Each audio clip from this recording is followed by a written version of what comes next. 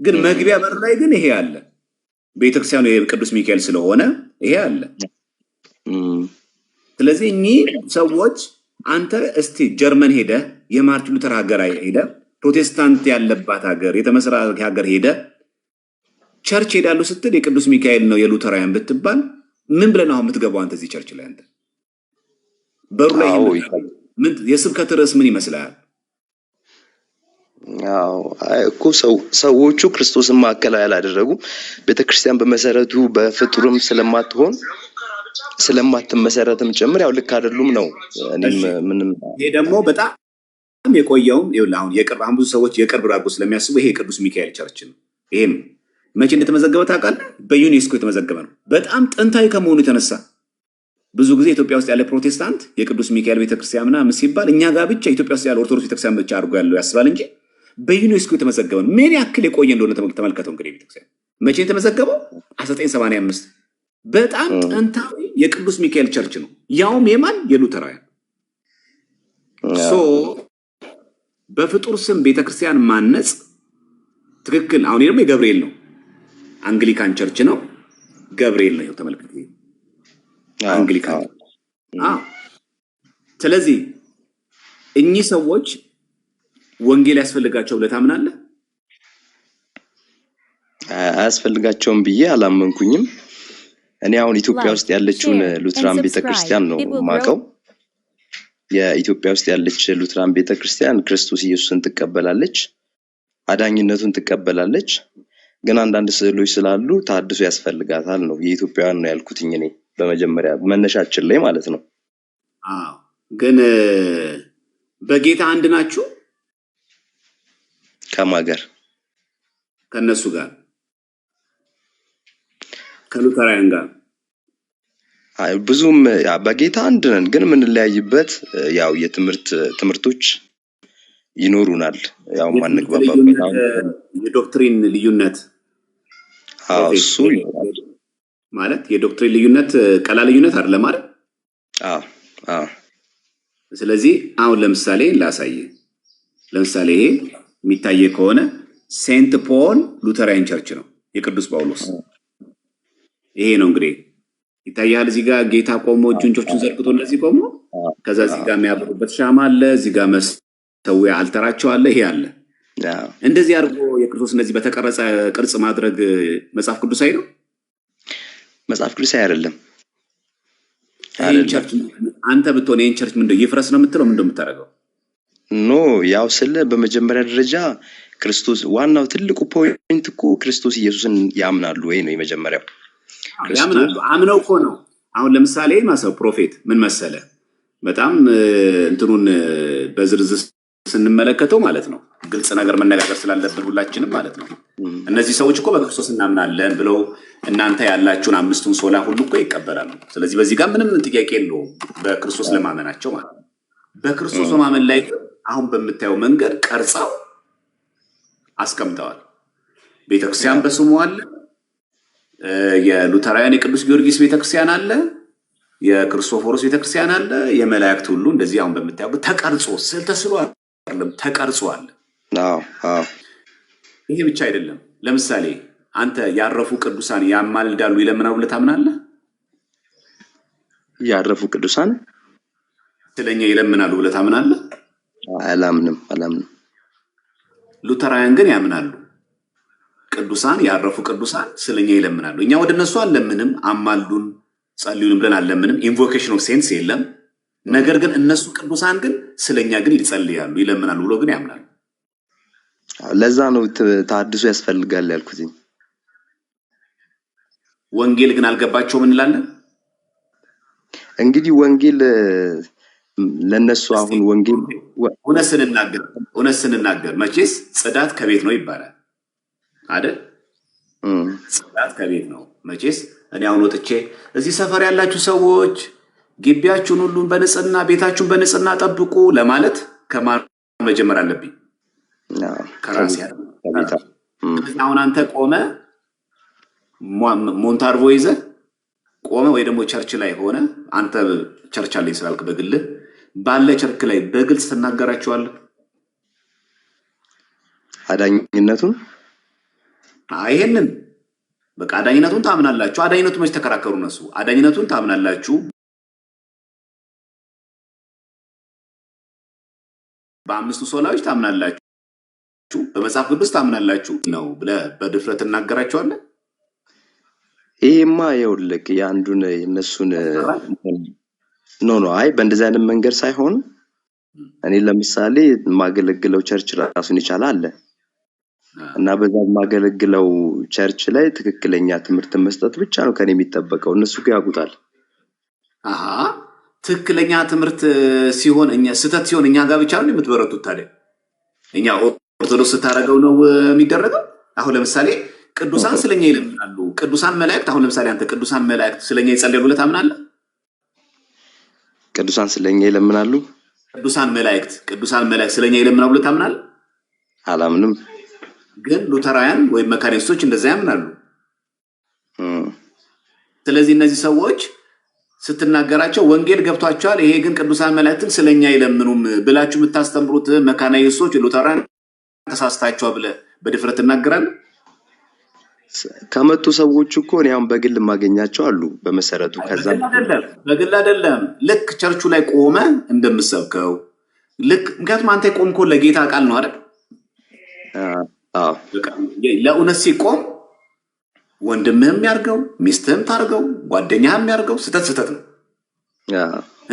ሌላ ብረት እምነት ሲያረጋው አፋችንን ከፍተን ሞንታርቦን ከፍ አድርገን ድምጹን እያስጮህ ነው ይለብን ስተት ቆነ ስተት ነው ማንንም ያርገው አንተ እዛ ጋር ቆመ እናንተ በወንጌል እያመናችሁ እንዴት ያረፉ ቅዱሳን ስለኛ ይለምናሉ ትላላችሁ እንዴት በስዕልት እንትን ትላላችሁ ስለምን ቤታችሁ ታረጋላችሁ ቸርች መጣው ያውልክ አሁን ቀደም አሳየው በቅዱስ ሚካኤል ስም ቆይ አይደለም በቅዱስ ሚካኤል ስም በሁሉም በገብርኤል ስም ቀደም እንዳየው ቀርጸው ስለሳይሆን ቀርጸው አስቀምጧል እናንተ እንዲህ ማረጋችሁ ከወንጌል የወጣችሁ ናችሁ ብለ ሞንታር ወይዘ ራስን ፕሮቴስታንቶች መታደስ አለባችሁ ተሐድሶ ያስፈልጋቸው ለተሰብካችኋል ይኸውልህ ለምሳሌ ኮንፈረንስ ሲዘጋጅ እኮ ብዙ ህዝብ ነው የሚመጣው አይደለ ከዛ ውስጥ እጁን አውጥቶ እኔ ከሉትራን የመጣሁት እኔ ከመካኒስት ነው የመጣሁት አይልም አረብ ማማጣ እኔ ከኦርቶዶክስ ነኝ የመጣሁት አይልም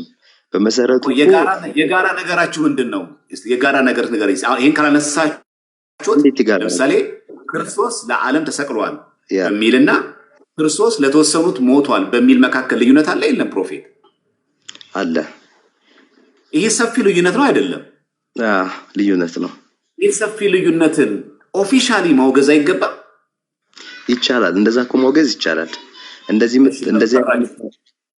የምታወግዛቸው ስብሰባ ላይ ስትገናኝ ለምሳሌ ኮንፈረንስ ላይ ቢሆን እውነት አይደል እንዴ ኮንፈረንስ ላይ እኮ ፕሮፌት ማይኩን ይዘህ ስትናገር ክርስቶስ ለተመረጡ ሰዎች ለተወሰኑ ሰዎች ነው የሞተው ምትሉ የኛ ወገን ምትሆኑ ፕሮቴስታንት የሆናችሁ ካልቪኒስቶች ተሳስታችኋል ሪፎርምዶች ተሳስታችኋል ክርስቶስ የሞተው ለዓለም ነው ብለ በድፍረት እንደዚህ አትናገር ልክኛ ጋር አሁን ማይክ ይዞ ሞንታርቦ ላይ ቆሞ መላካ ያድንም እሺ ማርያም ምታድን እንዳይመስል ሰለም ያድን የማይመስል ኦፊሻል ትናገሩታላችሁ አይደለ ተሳሳትኩኝ እንደዚህ ልክ ይሄን ድፍረትና ይሄንን ወኔ በዘም ዘሴሚስትሩ እናንተ ጋር ሲመጣ በስላሴ ማታምኑ እናንተ ኦንሊ ጂሰሶች ስላሴን አንድ ገጽ ነው ብላችሁ የምትናገሩ መጽሐፍ ቅዱስ ያዛችሁ እናንተ ሙስሊሞች ተሳስታችኋል መጀመሪያ በስላሴ እመኑ ብለ ለምን ኦፊሻል አትናገራችሁ እንደዚህ ይሄማ እኮ ማለት አንዱን ቤተክርስቲያን አንዱን መክሰስ ነው እንጂ አገልግሎት አይባልም ይሄ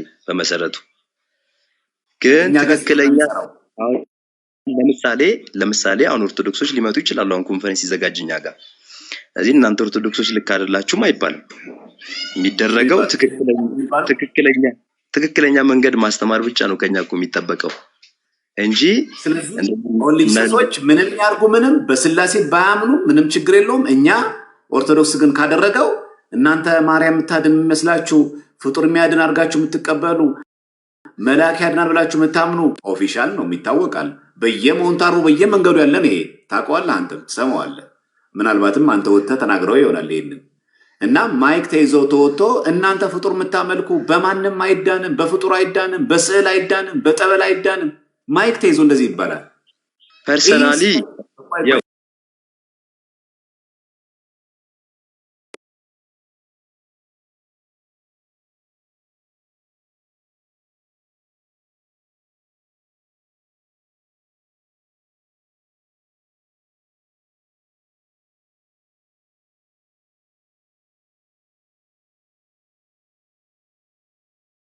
ብሎ መጀመሪያ እኮ በስላሴ እኮ አላምን የሚል እኮ የባሰው እኮ ከላይ ያለ ቁጭ ብሏል ካናት ላይ ምን የሚል በስላሴ አላምንም እኔ ኦንሊ ጂሰስ ነኝ፣ ግን ኢየሱስ ብቻ ግን ያድናል፣ ግን መጽሐፍ ቅዱስ ብቻ፣ ግን እምነት ብቻ፣ እኔ ኢየሱስን ተቀብያለሁ አምኛለሁ ነው ይናገራል፣ ግን ኦንሊ ጂሰስ ነው።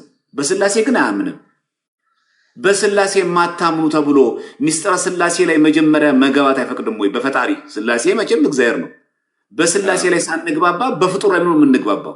ለምሳሌ እናንተ በስላሴ ሳንግባባ በቅዱስ ጊዮርጊስ ብናወራ፣ ስለ ቅዱስ ሚካኤል ብናወራ፣ ስለ ቅዱስ ጊዮርጊስ ብናወራ ምን ጥቅም አለው? በፈጣሪ ሳትግባባ እንዴት በፍጡር ትግባባለህ? ስለዚህ በፈጣሪ ላይ መጀመሪያ ተግባቦቱ አለመኖሩን፣ ድህነት ላይ ደግሞ የተወሰኑ ሰዎች ነው ክርስቶስ ያዳነው ብሎ የሚያምን ጋር እንዴት አብራችሁ ኮርሌት አድርጋችሁ እንዴት ህብረት ይደረጋል? ያው በመጀመሪያ ደረጃ ያው እኔ አንዳንድ ነገር የምመልስልህ ፐርሰናሊ ነው። በመሰረቱ እኛ አሁን መካነ ኢየሱስ፣ ሉትራን አሁን ቅድም ስለተጠቀሱ ቸርቾች እነሱ ክርስቶስ ኢየሱስን አዳኝ ነው ብሎ ያምናሉ። እዛ ላይ ብቻ እንግባባለን። ከዛ ውጭ የግል ዶክትሪን አላቸው። ይሁንና ግን እኔ አሁን ለምሳሌ ስሰብክ የአንድን ቤተ እምነት አልነካም። ተልእኮዬም አይደለም። እኔ ማስተማር የሚጠበቅብኝ ክርስቶስ ተልእኮ ነው አይደለም? ፕሮፌት ስላሴ ማስተማር ተልእኮ ነው አይደለም? ምራለህ እኮ ቤተ እምነት መንካት የስላሴ አይደለም።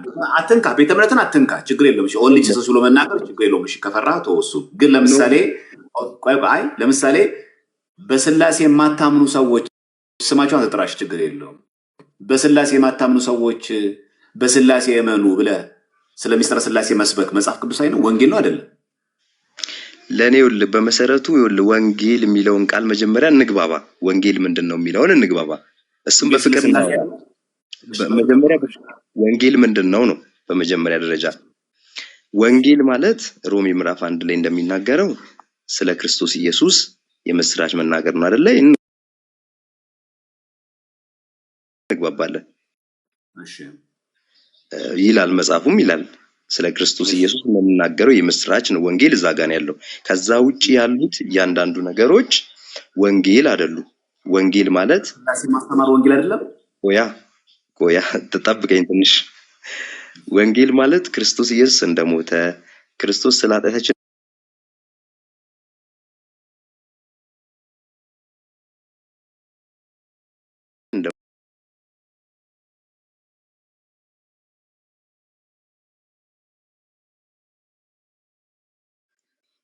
የራሳቸው ዶክትሪን አላቸው። ፕሮፌት ስለ ግለሰብ አይደለም። ለምሳሌ ፓስተር ይጠጣል፣ እንደዚህ ያደርጋል፣ ኡስታዝ ገሌ ሰካራም ነው አሉ አይደለም። እሱ የቤተ እምነት ድክመት ነው። በእያንዳንዱ ቤተ እምነት አጭበርባሪ አገልጋይ አለ፣ ፓስተር አለ፣ ቄስ አለ፣ ኡስታዝ አለ። ስለሱ አለ የምናወራው። አሁን የምናወራው ስለ ዶክትሪን ነው የምናወራው። ስለዚህ ድክመት አለ፣ ድካም አለ ብለን የምንለው ድካም የሚባለው የትኛውን ነው? ለምሳሌ የሚጠጣ ፓስተር አይተነው እኛ ርዕሳችን አድርገ ነው ስንት የሚሰክር ፓስተር አላችሁ ተብሎ ስለ ቤተ እምነት ድክመት ማለት የለብም። ያ ግለሰብ ነው። ቤተ ክህነቱን በማን ነው ቤተ እምነቱን አይወክልም ልትል ትችላለህ። አሁን የምናወራው ግን አስተምሮ ነው። አንድ ቸርች አቋሜ ነው ብላ ያወጣችሁ ነው። ቡክ ኦፍ ኮንኮርድ እኮ መጽሐፈ ስምምነት እኮ የመካነ ኢየሱስ የሉተራን እኮ መታደሪያ ነው። የእምነቴ አቋም ማምነው ይሄንን ነው ብላ ኮንፌሽን አውጣለች። ማምነው እንዲህ ነው፣ ቅዱሳን መላእክት ስለኛ ይለምናሉ ብለን እናምናለን ብለው ዘካርያስ 1:12 ላይ ያለው 70 ዘመን የተቆጣቸውን እስራኤል ከተሞች የማትምራቸው እስከ መቼ ነው የሚለው ሜንሽን አድርገው ጠቀሱ። እነዚህ ሰዎች አሁን የምናወራው ስለ ግለሰብ ፓስተር፣ ስለ ቤተ እምነት ድክመት አይደለም። የምናወራው ስለ አስተምህሮ ነው። በአስተምህሮ ደረጃ ታዲያ የተዛባ ነገር ሲኖር ርዕሱ የሚመጣው ወንጌል ስለ ክርስቶስ ከሆነ እውነት እየተሰበከ ያለው እንደዛ ብቻ ነው ወይ? ኢየሱስ ክርስቶስ ያድናል፣ የዓለም መድኃኒት ነው፣ እሱ ፈዋሽ ነው፣ እሱ መንገድ ነው፣ እሱ በር ነው በሚለው የሚሰበከው ይሄ ብቻ ነው? እውነት ፓስተር አንተ ለህሊና መንገድ ላይ ተቁሞ ነጠላ በለበሰ አይደለም ጸበብ ላይ ስለሄድክ ወንድሜ ልንገርህ፣ መልአክ እንደዚህ ስላልክ አይደለም። የሚያድረውን መንገድ ልንገርህ። ስዕል አያድንም፣ መልአክ አያድንም፣ ፍጡር አያድንም አልተባለም። ይህ አልተነገረም እንጂ ወንጌል ስለ ኢየሱስ ነው ተብሎ ስለ ኢየሱስ ክርስቶስ የማዳን ስራ ብቻ ነሱ በዚህ ምድር ላይ ሲያደርግ ያደረገውን የማዳን ስራ ብቻ ሰብከውን ሄዱት። ይሄ ቃል አይነገርም። በሞንታርቦ አልሰማነውም። መንገድ ላይ ቸርች ላይ አይደለም፣ ህዝብ በሚተላለፍበት አዲስ አበባ ታክሲ በምንይዝበት ሰልፍ ላይ አልተደረገም። ይሄ ውሸት ነው የምናወራው፣ ስም ማጥፋት ነው ይሄ። ስለዚህ ይሄንን መናገርስ ወንጌል ነው ወይ ብሏል? በፍጹም ወንጌል አይደለም። እኔ ማለት እያልኩ ያለሁት እሱን ነው። አሁን እያልኩ ያለሁት አሁን የምናወራቸው እያንዳንዱ ነገሮች ወንጌል አይደሉም ነው። ወንጌል ዲፔንድ የሆነው ክርስቶስ ኢየሱስ ላይ ነው። ስለ ክርስቶስ ነው ወንጌል ማለት እሱ ነው እንጂ አሁን በሁሉም ቤተ እምነት ከሄድን ችግሮች እናንተ ጋር አሁን እናንተን ጠርተን እንደዚህ ዲቤት እናደርጋለን፣ ጥያቄ እንጠይቃለን። ግን ለምሳሌ እኛ መንገድ ላይ ወጥተን እንደናንተ አሁን እኮ ፐብሊክ እኮ ነው። ምክንያቱም አሁን በዚህ መንገድ ላይ የሚያልፍ ማን ነው ስትል አዲስ አበባ ላይ ኦርቶዶክስ ብቻ አይደለም፣ ሙስሊም ያልፋል፣ ፕሮቴስታንት አለ፣ ፓጋን አለ፣ ኤቲስት አለ፣ ብዙ ነገር አለ። ግን ቤተ እምነት ላይ ግን መንግስት በፈቀደልህ በተወሰነልህ ቦታ ላይ ግን የቤተ እምነትን አምልኮ ስርዓት አምልኮም ትምህርትም ታስከናውናለህ። ስለዚህ እኛ ጉባኤ አለን፣ ቅዳሴ አለን፣ ማህሌት አለን፣ ሰዓታት አለን፣ ኪዳን አለን። በቤተክርስቲያናችን ሰርክ ጉባኤ ላይ የእግዚአብሔርን ቃል እንማራለን። ጥያቄ ሲነሳ ከፕሮቴስታንት ምላሽ እንሰጣለን። ቤተ እምነታችን ውስጥ ነው። ግን ፒያሳ ሰው ሰልፍ የሚይዝበት ሜክሲኮ ላይ ቆመን ግን ሌሎች ቤተ እምነቶችን እየነቆርክ በሾርኔ አለ ወይ?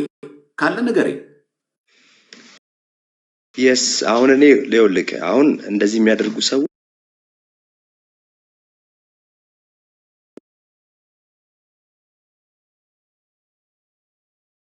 ግን እነዚህ ለምሳሌ መሳደቦች፣ ቤተ እምነት ከቤተ እምነት የሚያጋጭ ነገር መናገር፣ እንደዚህ አይነት ነገሮች መናገሮች ወንጌል አይደሉም።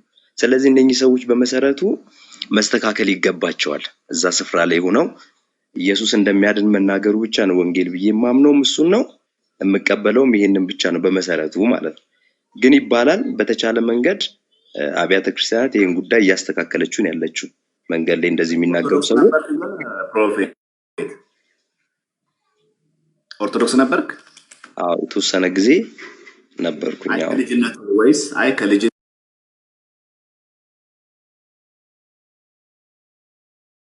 ነው ወይስ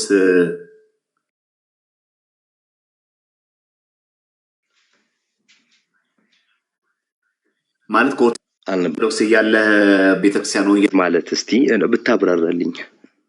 ማለት ከኦርቶዶክስ የወጣህበት ምክንያት ምን ነበረ?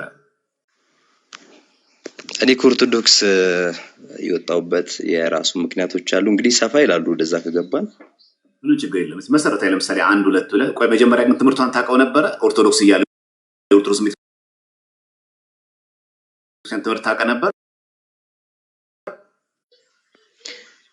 አው በተወሰነ መንገድ እከታተላለሁ።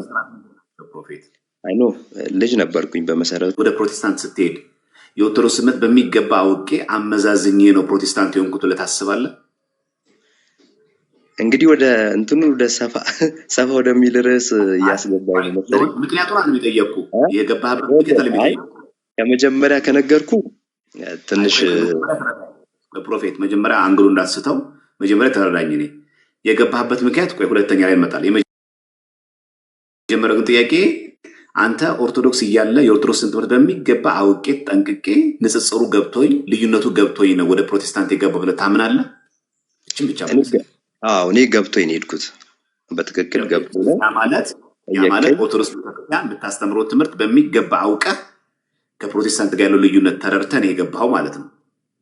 አዎ ያ ብቻም ሳይሆን ቆንጆ አይል ጠይቅ። የኦርቶዶክስ ቤተክርስቲያን መሰረታዊውን አምስቱን አዕማደ ምስጢራት ሲነገረኝ ፕሮፌት።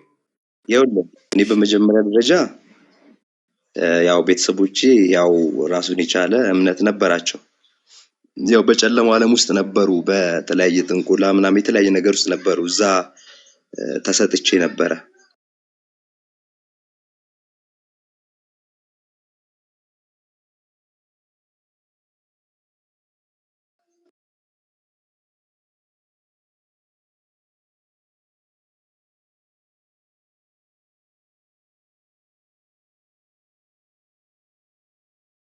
ሊድ ነበረ።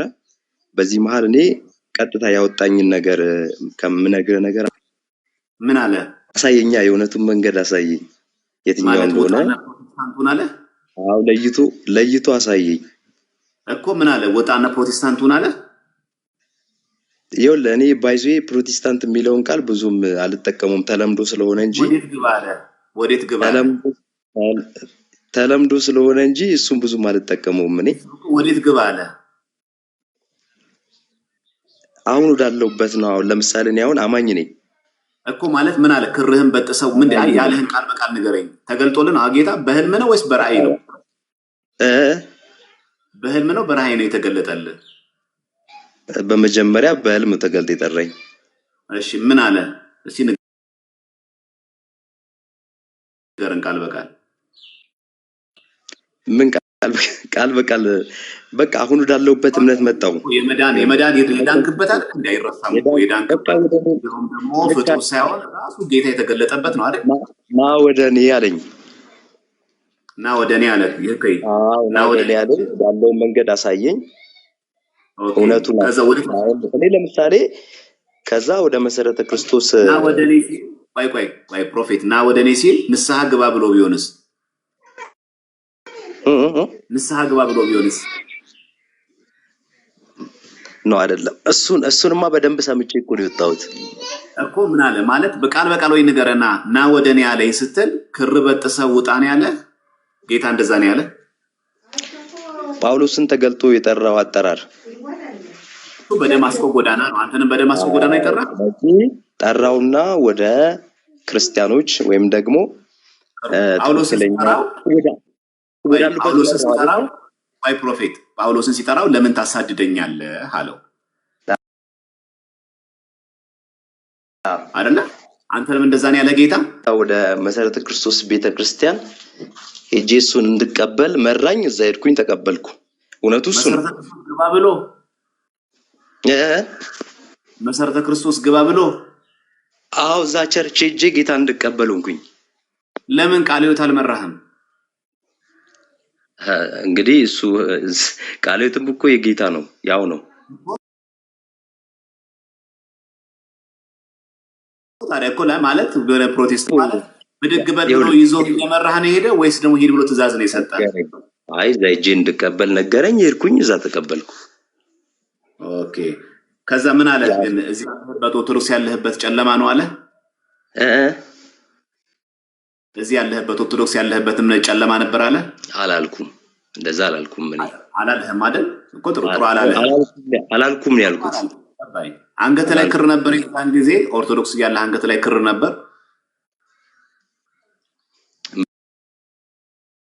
መቼ? በፊት ኦርቶዶክስ ያለ? አዎ ነበር። አንገት ላይ ክር ያሰርከው ለምን ይመስል ነበር? ኦርቶዶክስ እያለ ስም ማለት እንደዛ አላልኩም። እኔ በደንብ ሰምተኝ ከሆነ እኔ ጌታ ያልከኝን ልንገርህ። እኔ ለምን ጨምሬ ያወራሃለሁ? ቅድም እኮ አንተ ያልከኝ ምንድን ነው? የመጀመሪያ ጥያቄ አድርጌ ያቀረብኩልህ እባክህን አንተ ኦርቶዶክስ እያለ ወደ ፕሮቴስታንት የገባህበት ጊዜ ስለ ኦርቶዶክስ ቤተክርስቲያን በቂ እውቀት ነበረኝ ብለህ ታምናለህ? አነጻጽሬ አውቄ ተገነዝቤ ነው የገባሁት ብለህ ታምናለህ? ስለ አዎ አልከኝ እኮ። ይኸውልህ አሁን ያልከኝ ነገር ነው ትንሽ እኔ እንትን እንድል ያደረገኝ እኮ። በጨለማ ነበር አልክ አለ ወይ የሚለው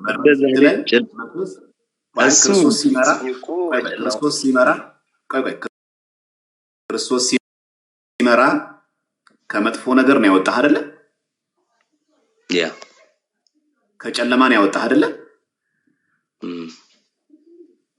እውነቱን ንገረኝ። ከጨለማ ነው ያወጣህ አይደል? የሰማው ነው። ጥሩ። ስለዚህ የነበርክበት ምን ነበር ማለት ነው?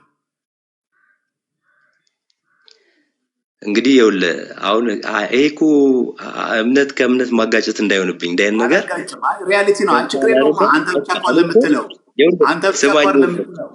ፕሮፌት አንተ ብቻ እኮ ለምትለው ብዙ ሰው ስለሚለው ምንም አይደንቀንም እኛ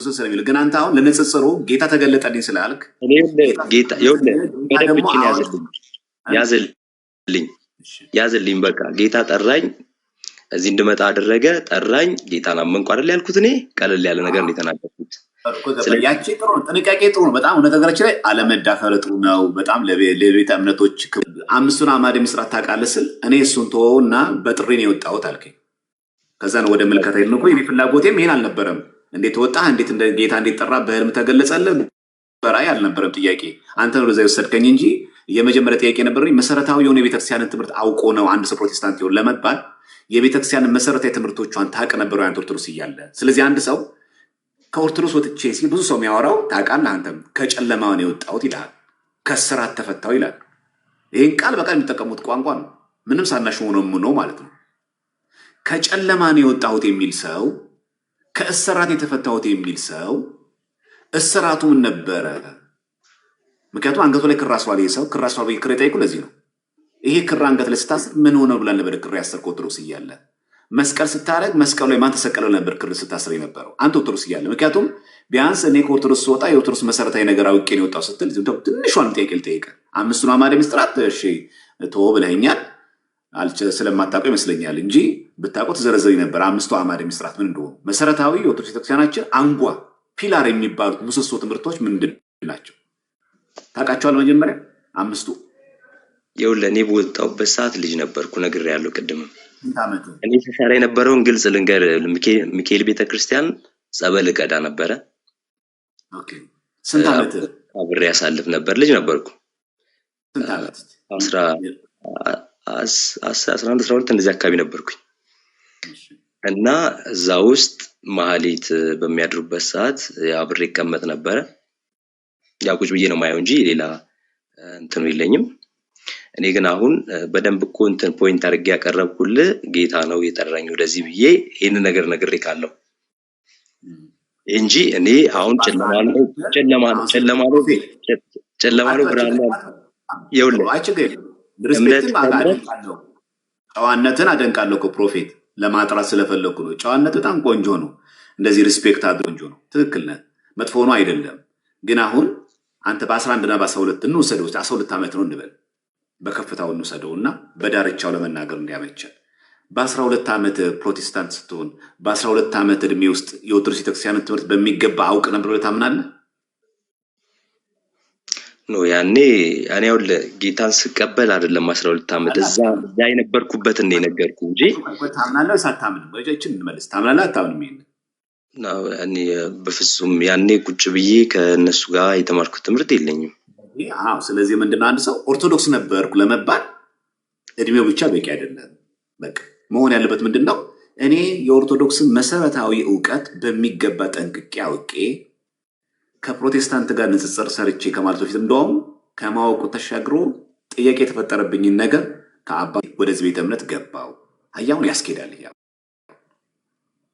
አውቋል የቤተ እምነቷን እምነት አምስቱን አዕማደ ምስጢራት ሰባቱ ምስጢራት ቤተክርስቲያን አውቋል ፕላስ ደግሞ ያልገባውን ነገር ጠይቋል ከዛ ነው መልስ ሲያጣ ሌሎች ቤተ እምነቶችን አማትሮ ይወጣው ሚዛናዊ ይባላል ነው አሁን ብዙ ሰው በእናንተ ምን ሰማው ኦርቶዶክስ ነበርክ ይላል እሰየው እንኳን ነበርክ እሺ ከነበርክ የቤተክርስቲያናችን ትምህርት ምን ነበረ ስንለው አይን ፍጥጥ ጥርስ ግጥጥ ምላሽ የለም ታዲያ ምን ነው ታዲያ ኦርቶዶክስ ከነበርክ ነበርኩኝ ብለ ምትተቻት ቤተክርስቲያን ምታቆን ምትተቻት ያለባት ለምሳሌ አሁን ካንተ ጋውዬ ፕሮፌትን ሰው አረጋችሁት እንዴ እኔ እኮ አየሁት እኮ ሲቅም ሲያጨስ እኮ አየሁት ከሱ ጋር እኮ ነው ያጨስ ነበር እግዚአብሔር ከዚህ ጨለማ አወጣኝ አያውን ያስኬዳል አንተን አውቃለሁ ካንተ ጋር ወያለሁ ስትቅም አይቻለሁ ካንተ ጋር ቅም ያለው ካንተ ጋር ሰክር ያለው ስለዚህ አሁን አብሬ ስንባጣፋ ያስኬዳል ለምን አቀህ ነበረ ካንተ ጋር ማረገው ነገር ተናገርኩ ይወጥች እውነት ስለተና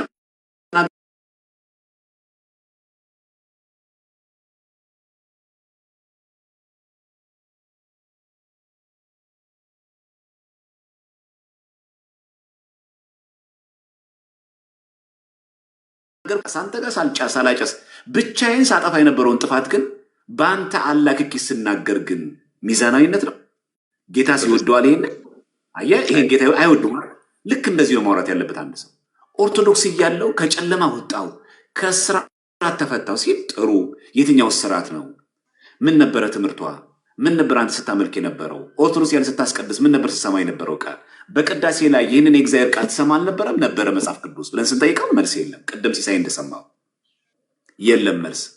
ግን ምን ሆኖ ይሆኛል ይልሃል። ጌታን ተቀበልኩኝ ወጣሁኝ ይላል። ስለዚህ ወይ የእኛ ስም አታንሱት፣ ኦርቶዶክስ ነበርኩ ወይ አለ ማለት እኔ በቃ ጌታ ገብቶኝ ነው በቃ አለቀ። ይሄ አንድ መንገድ በቃ በራሴ እንደዚህ ሆኜ እገሌ ሰብኮኝ ምናምን ወይ ደግሞ በሆነች እጮኛም ከሆነች በሆነ ጓደኛ ለስራ ቅጥርም ከሆነ በምንም ብቻ ግን ሰው የራሱ ምክንያት ማቅረብ ነው ያለበት። ኦርቶዶክስ ነበርኩኝ ካልክ ግን ለነበርክበት ነገር ስትጠየቅ በቂ መልስ መስጠት አለብህ። ምን ብለህ ኦርቶዶክስን አውቃታለሁ፣ ትምህርቷን ልቅም አድርጌ አውቃለሁ፣ ከዚህ የተነሳ አነጻጽሬ አመዛዝኜ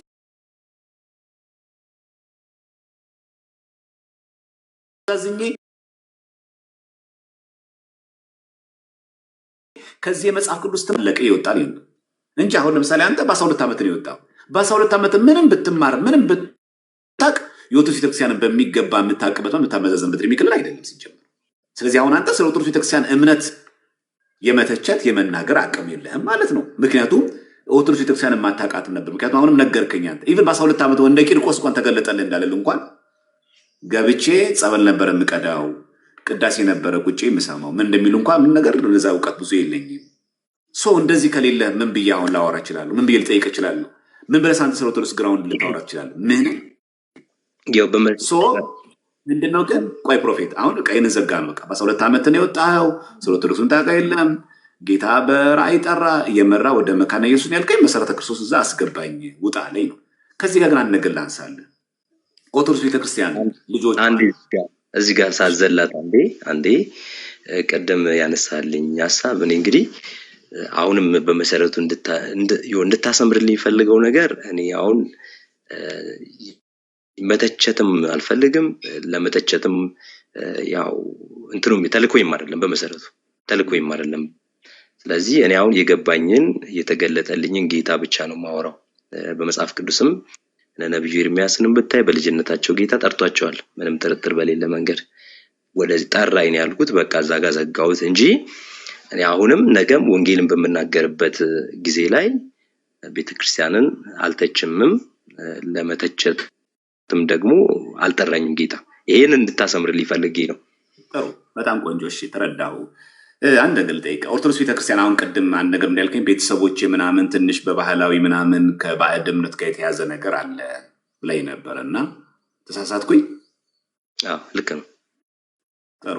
በኦርቶዶክስ ቤተክርስቲያን ትምህርት መሰረት አሁን ያኔ እንኳን 12 ዓመት ስላለ አታውቀውም። አሁን ባለ የኦርቶዶክስ ቤተክርስቲያን ትምህርት እውቀት መሰረት ቤተክርስቲያን ልጆቿ ወደ ጥንቆላ ወደ መተት እንዳይሄዱ እንደምታስተምር ታውቃለህ ሳታውቅ? ይህንን ጉዳይ ትንሽ ያው ራሱን የቻለ ጥያቄ ቢኖረውም እንደማታስተምር ያው እኔ አሁን እንግዲህ ሩቅ ነኝ አላቅም። በመሰረቱ ግን እዛ ውስጥ የሚደረገው አንዳንድ ጥያቄ የሚፈጥሩ ነገሮች አታስተምርም ብዬ ለማስመርም የምቸገርበት ታስተምራለች ለማለት ቆያ ፕሮፌት ተመጣጣኝ ባይ መጀመሪያ አንተ እርግጠኛው እንድትናገርልኝ ነው የምፈልገው።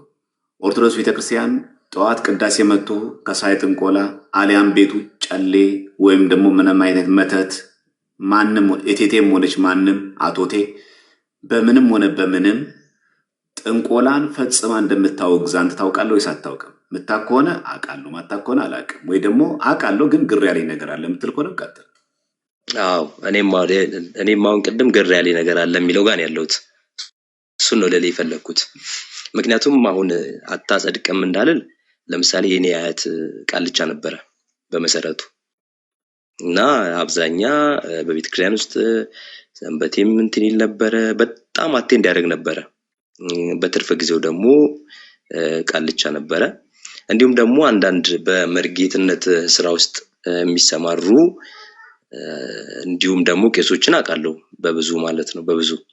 ስለዚህ አታስተምርም እንዳልል እነኚህ መርጌታ ሆነው በድግምት በተለያየ ነገር ውስጥ የሚሰሩ ለነኚህ በሯን መክፈቷ ትንሽ ጥያቄ ውስጥ እንደገባ የሚያደርገኝ እሱ ነው።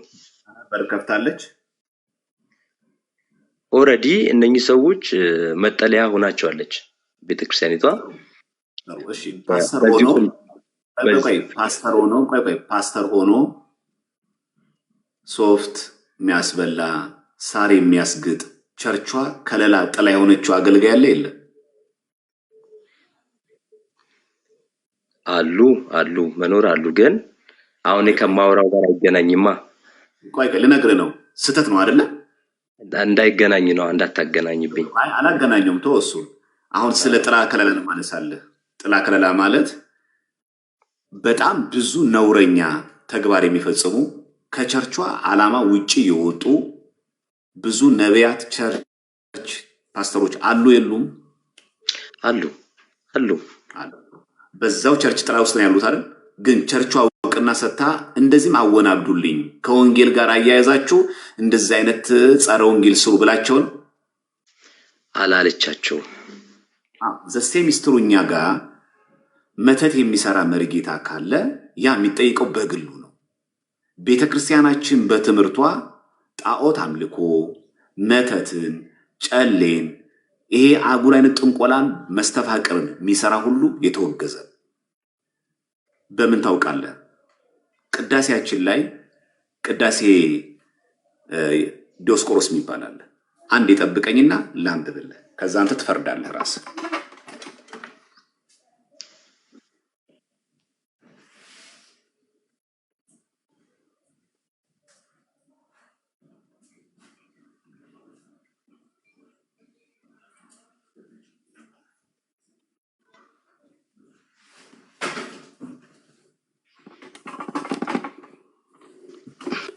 ይሄ የምትመለከተው መጽሐፈ ቅዳሴ ይባላል።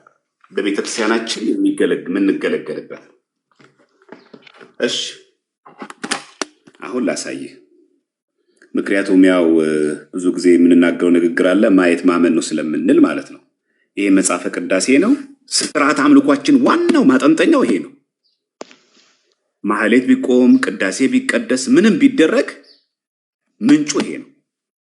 ቅዳሴ የሌለበት ንግስም የለም። ነገ እሁድም ብትሄድ ቅዳሴ ያለ ቅዳሴ እሁድም አይባልም፣ ሰንበትም አይባልም። ቅዳሴ ግድ ነው።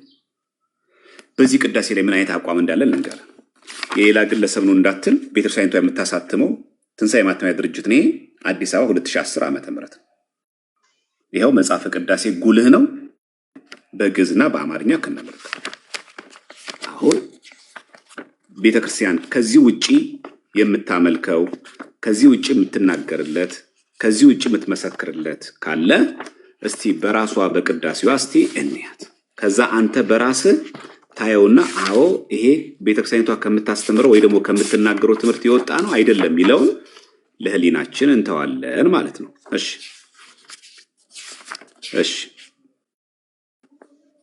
ቅዳሴ ላይ እንደዚህ ይላል። ቁርባኑ አልቆ ቅዳሴው ማለቂያ ላይ እንዲህ ይላል ካህኑ ዳግመኛም ሁሉን የሚይዝ የጌታችን የመድኃኒታችን ኢየሱስ ክርስቶስ አባት እግዚአብሔርን እንማልዳለን።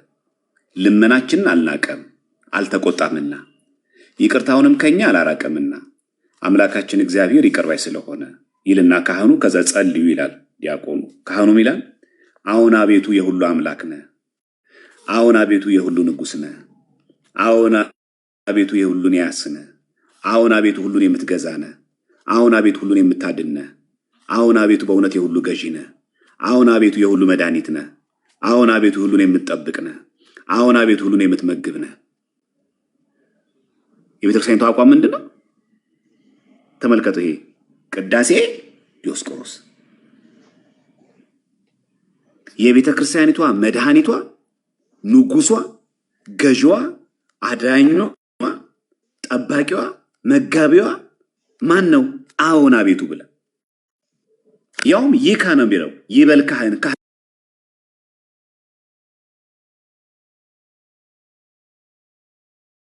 ካህኑ ይበል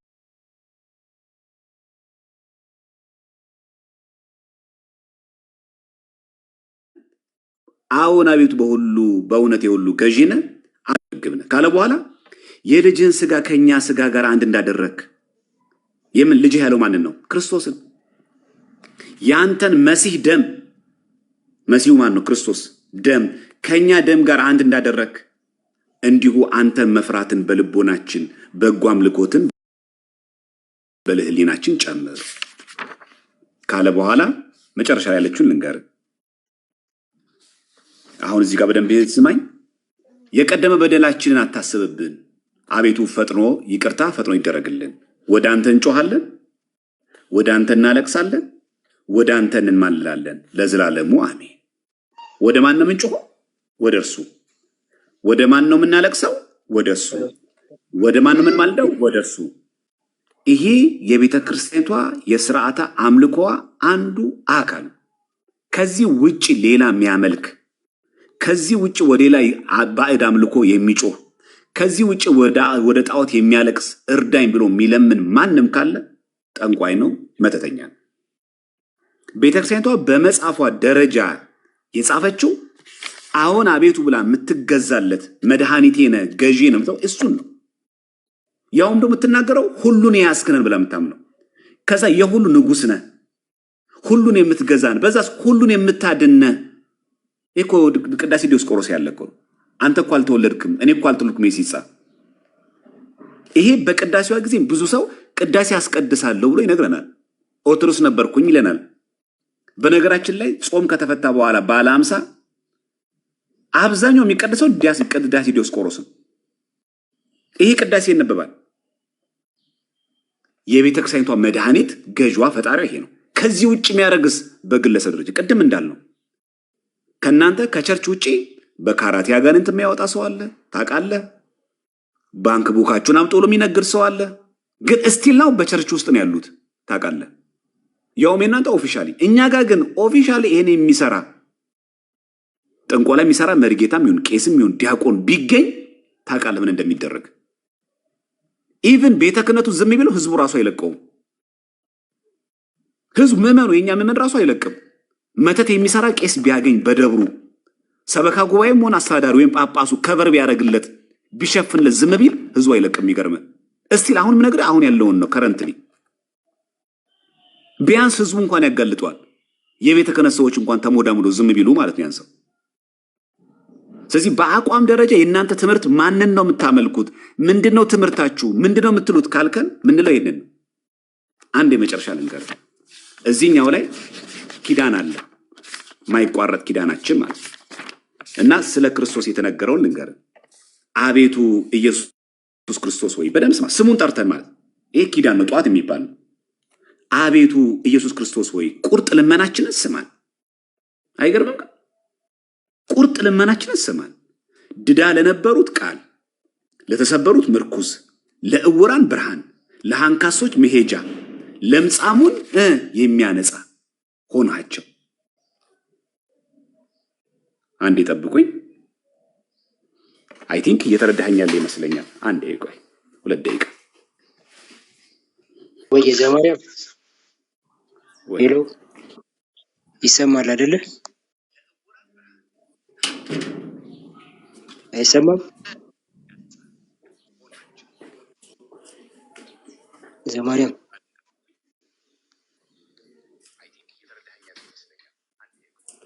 ወየ ይቅርታ ምን አልከኝ? እሺ እንትን አድርግልኝ አንዴ።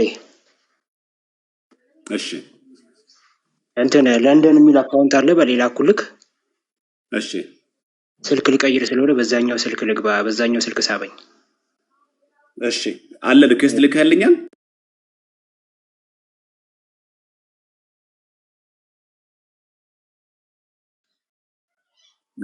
እሺ ልቀጥል በዚህ አይደል? ትሰማኛለህ? ቀጥል። እሺ ጥሩ።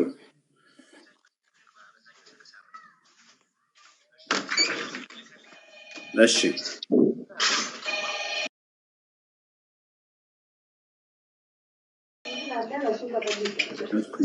አንተ ሚዩት አድርግና በዚህ ገባ። ይሄኛው ኔትወርክ ግን እንጃ መሰማቱን ይሰማችኋል?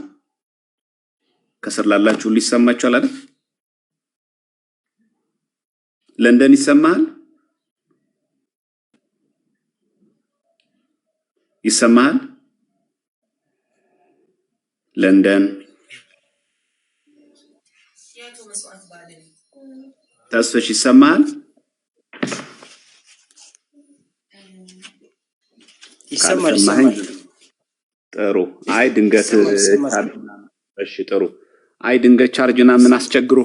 እሺ ጥሩ። አይ ድንገት የቻርጅ ምናምን ጉዳይ ከሆነ ካስቸገረ ድንገት እኔ ብዙ ሳወራና ስተነትን አንተን ድንገት ያልተረዳኸው ምናምን ከሆነ ግራ እንዳያጋባ ብዬ ነው። እሺ ለዛ ነው ክሮስ ቼክ ማድረገው። ምክንያቱም እኛ የምናቀርበውን ማስረጃዎችና ምኖች አንተም እያየኸው ምናልባትም አይታወቅም ቤተክርስቲያን አንደኛ የግላችን ብቻ አይደለችም የሁላችን ቤት እንደመሆኗ መጠን አንተም ነገ እግዚአብሔር አምላክ ፈቅዶ ልትመጣም ስለምትችል እውነታውን መግኘት ይጠበቃል። ምክንያቱም ምናወራው አሁን እኛ ስለማንም አይደለም በነገራችን ላይ የምንመሰክረውም የምንናገረውም እምነታችንም ትምህርታችንም እውነትና እውነት ያዘ ብቻ ነው የምንናገረው። ስለዚህ አንተ እንድሰማን የምንፈልገው ከእውነት አንፃር ነው። በቃ ሌላ ነገር አዳልተን ምናምን ወይ የሰው ስም ምናምን ቤተ እምነት ምናምን ስም ማጥፍተን አጠልሽተን ለመናገር ፈልገ እንዳልሆነ እንድትረዳልን አደራ ለማለት ፈልጋለሁ። ስለዚህ አሁን እኔ ላንብብልህ። ይሄ አሁን ኪዳን ላይ ኢቭን ቅዳሴ እንኳን ባይኖር በእለቱ ኪዳን ይደርሳል። ኪዳን ሲደርስ ካህኑ የሚለውን ነው አሁን በንባብ እኔ ማሰማህ ማለት ነው። እሺ ይልኝ በደንብ አድርገህ እንድታይልኝ ፈልጋለሁ አደራ። እሺ ምን አለ እዚህ ጋር ካህኑ? በደንብ ስሙ ሁላችሁ። ካህኑ ምን አለ እዚህ ጋር? አቤቱ አቤቱ ማን ነው አቤቱ የተባለው? ኢየሱስ ክርስቶስ ሆይ ቁርጥ ልመናችንን ስማን።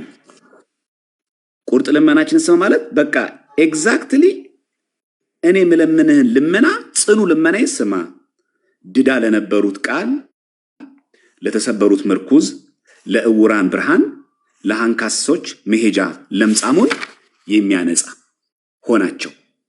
ኢየሱስ ክርስቶስ በደዌ የተያዙትን አቤቱ አዳን፣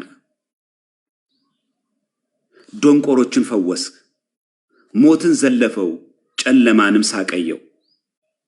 ብርሃንን የፈጠረ ህልፈት የሌለበት ፀሐይ። የሚገርም ነው። የማይጠፋ ፋኖስ፣ በቅዱሳን ላይ ዘወትር የሚያበራ ፀሐይ፣ በተወሰነ በቁርጥ ፈቃድ ለዓለም ጌጥ ሁሉን የፈጠረ ማን ነው? እሱ ኢየሱስ ክርስቶስ። ሰውን ለማዳን ለሁሉ ተገለጽክ። ነፍስን የመለስካት አንተ ነህ። ሁሉን እንደሚገባ ማሰብን አስቀደምክ። መላእክትን የፈጠርህ እኛ አልተቀላቀለብንም። ኢየሱስ ክርስቶስ ማን የፈጠረ ነው? መላእክትን የፈጠርክ። ያው መላእክትን የፈጠርክ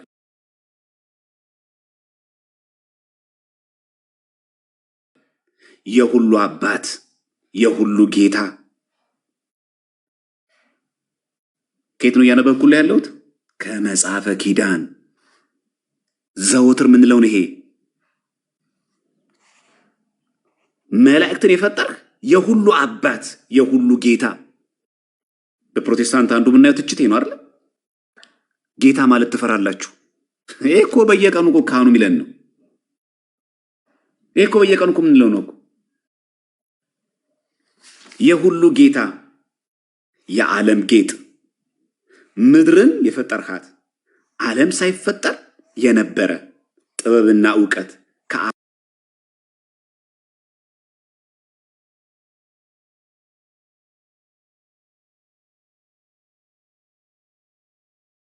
ወደዚህ ዓለም ተላከ።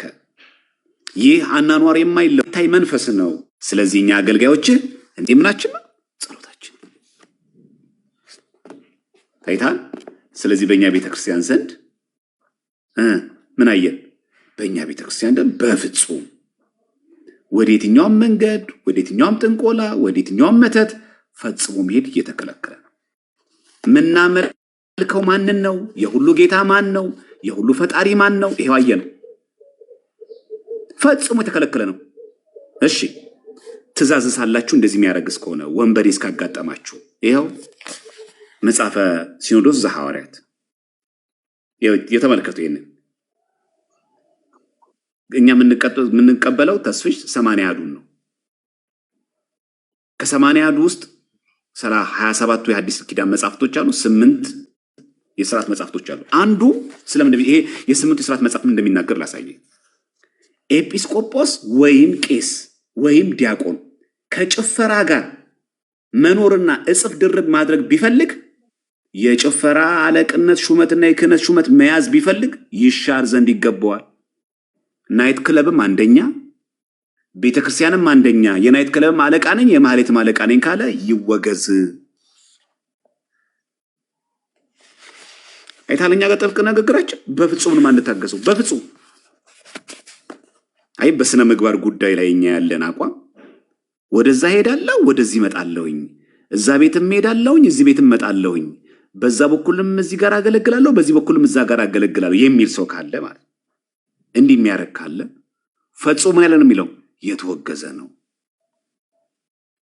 አሁን ስነ ምግባር ነክ በሆነ መንገድ ከቤተክርስቲያን ጥፋት ያጠፋ ሰው ክደት ውስጥ የገባ ሰው ኑፋቄ ውስጥ የገባ ሰው በእኛ ቤተክርስቲያን የተወገዘ ክህነት ይሰጠዋል ማለት ነው። ክደት አለው ማለት። ስለዚህ አሁን ምን ተማርን ማለት ነው? አሁን ከቤተክርስቲያን ከዚህ ከኪዳኗ ጸሎት ምን አየህ? ቤተክርስቲያን ውጭ ሌላ አምላክ አለ ብሎ ሌላ ጣዖት ባዕድ አምልኮ አደርጋለሁ ቢል ከቤተክርስቲያን ከክህነቱ ይሻራል፣ የተወገዘ ነው፣ አንቀበለውም። ይሄንን በሌላ መንገድ በገንዘብም ይሁን በምንም ነገር ጥንቆላን የሚሰራ ሰው በእኛ ቤተክርስቲያን የተወገዘ ነው። ትምህርታችን እንዲጸድት ያለ ነው እልሃለሁ። ሐሳብ ካለ ልቀበል። እሺ አመሰግናለሁ። ይሰማል? አዎ ይሰማኛል። ምን ተረዳህ አሁን ከዚህ ተስሽ? አመሰግናለሁ። አይ ጥሩ ነው፣ እየሰማሁ ነበር ከቅድም ጀምሮ። ያው አንዳንዴ ቅዳሴውም ሆነ ምንም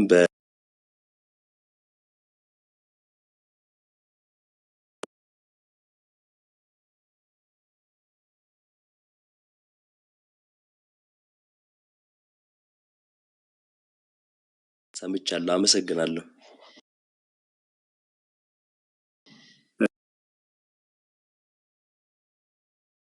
አንዳንድ ጥያቄዎች ማቅረብ እችላለሁ? ይቻላል። በነገራችን ላይ ማለት ነው እንደ በዚህ አጋጣሚ አሁን ባለፈው ዕለት የሐሰት መጽሐፍቶች ቤተክርስቲያን ውስጥ ቢገቡ እናንተ ታጠራላችሁ ወይ ምናምን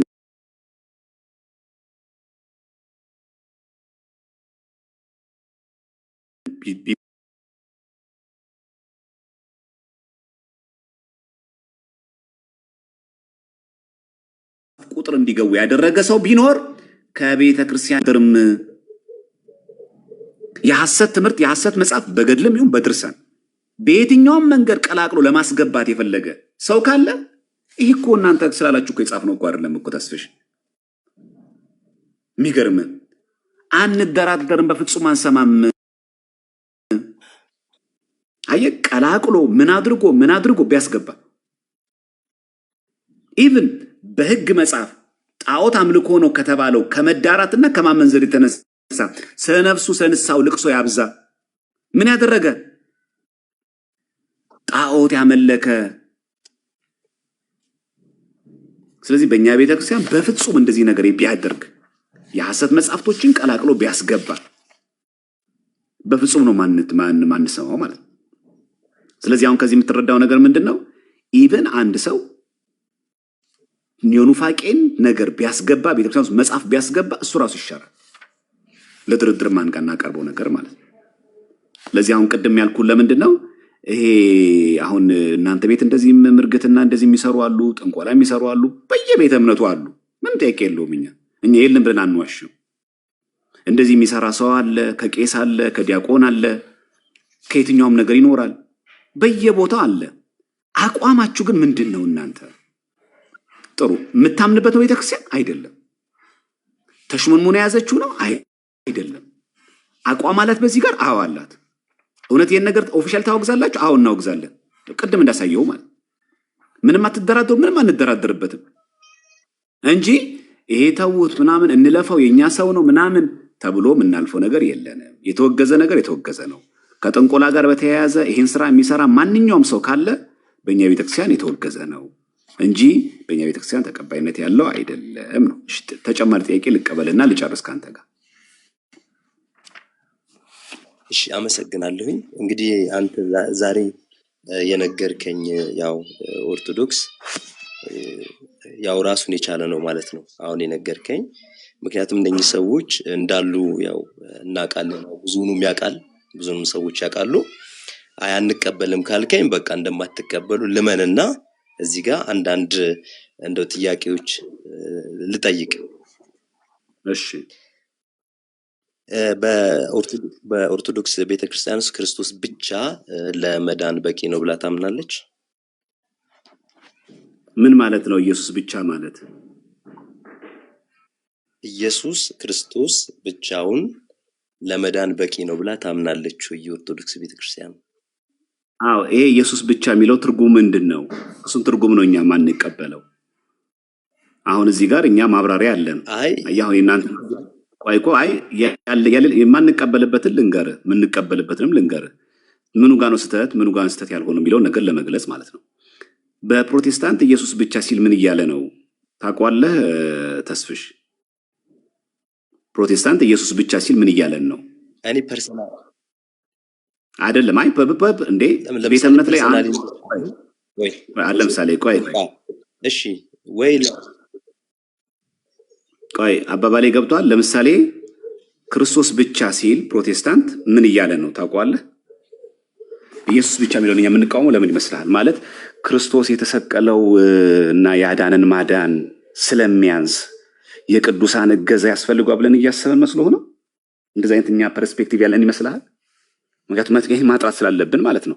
ብዙ ጊዜ ኢየሱስ ብቻ ሲባል እኛ የምንቃወም ምክንያት ከምን አንጻር ይመስልሃል? መጀመሪያ አንተ ራሱ ታስብ ማለት ነው። እውነት ክርስቶስ የተሰቀለውና የሞተው አይበቃውም እባክህ፣ የእሱ ማዳን ከፊል ነው፣ 95% ነው። 5% እንኳን ምናልባት የድንግል ማርያም ምልጃ ምናምን እንጨምርበት ብለን ነው።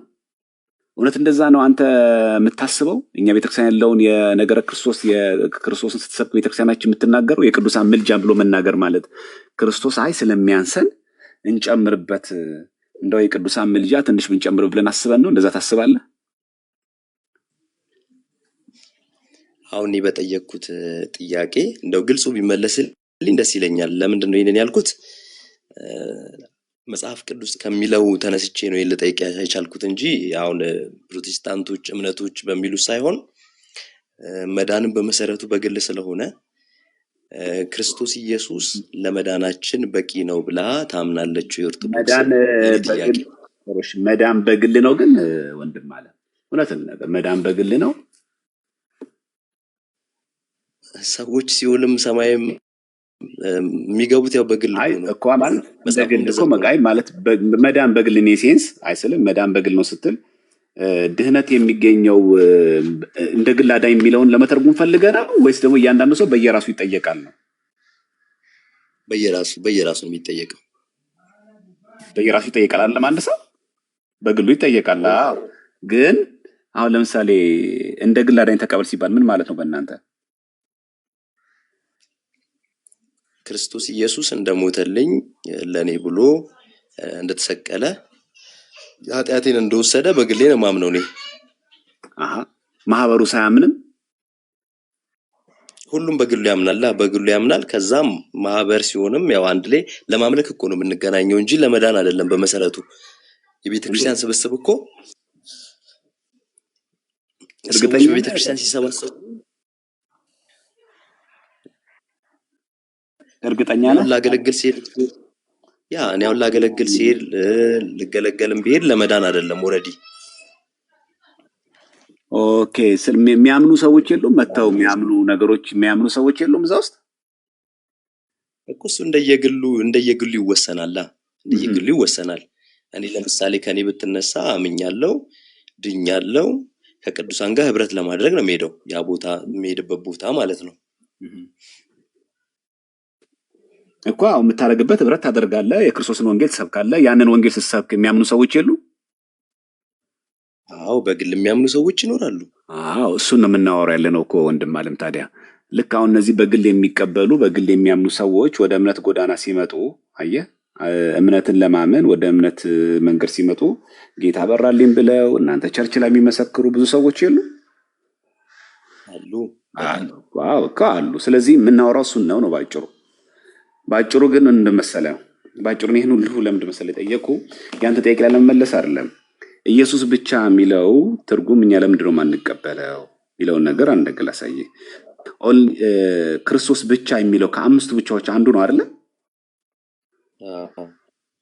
ምን ማለት ነው ኢየሱስ ብቻ ሲሉ ታውቀዋለህ ወንድም አለ?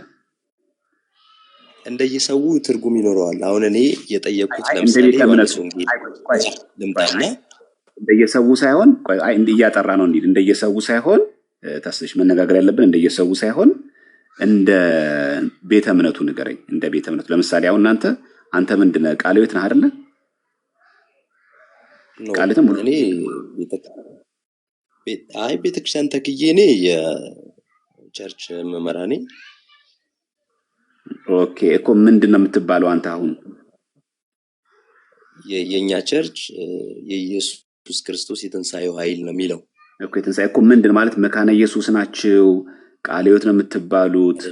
እሺ ምንድን ሙሉ ወንጌል ነው ምንድን? በቃ የነገርኩት ስሙ ይሄ ነው። ኖ ስሙ ይሄ ነው። አሁን የነገርኩት ነው።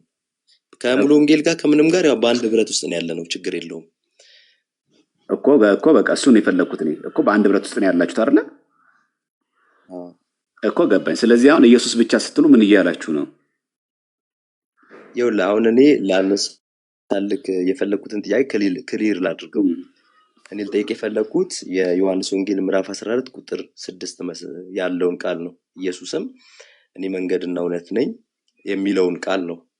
በእኔ በቀር ወደ አብ የሚመጣ የለም ብሎ ራሱን የቻለ 4 ነጥብ ዘግቶታልና ከዚህ አንፃር ሰማይ ለመግባት ጌታ ኢየሱስ ለድነታችን በቂ ነው ብላ ታምናለች ወይ ነው። አሁን ይሄንን ያልኩበት ብዙ እንትኖች ይኖሩኛል ላንሳ ካልኩኝ ከታይም አንፃር እንጂ ከዚህ አንፃር ነው ያልኩት። ልክ ነው። ግን ፕሮቴስታንት ኦንሊ ክራይስት ሲል አንዱ ከሶላ አንዱ ክርስቶስ ብቻ ሲል ምን እያለን ነው ታውቃለህ? በፕሮቴስታንት አስተምህሮ መሰረት በደንብ ስማኝ። በፕሮቴስታንት አስተምህሮ መሰረት ክርስቶስ ብቻ ብሎ ሲናገር ምን እያለን ነው?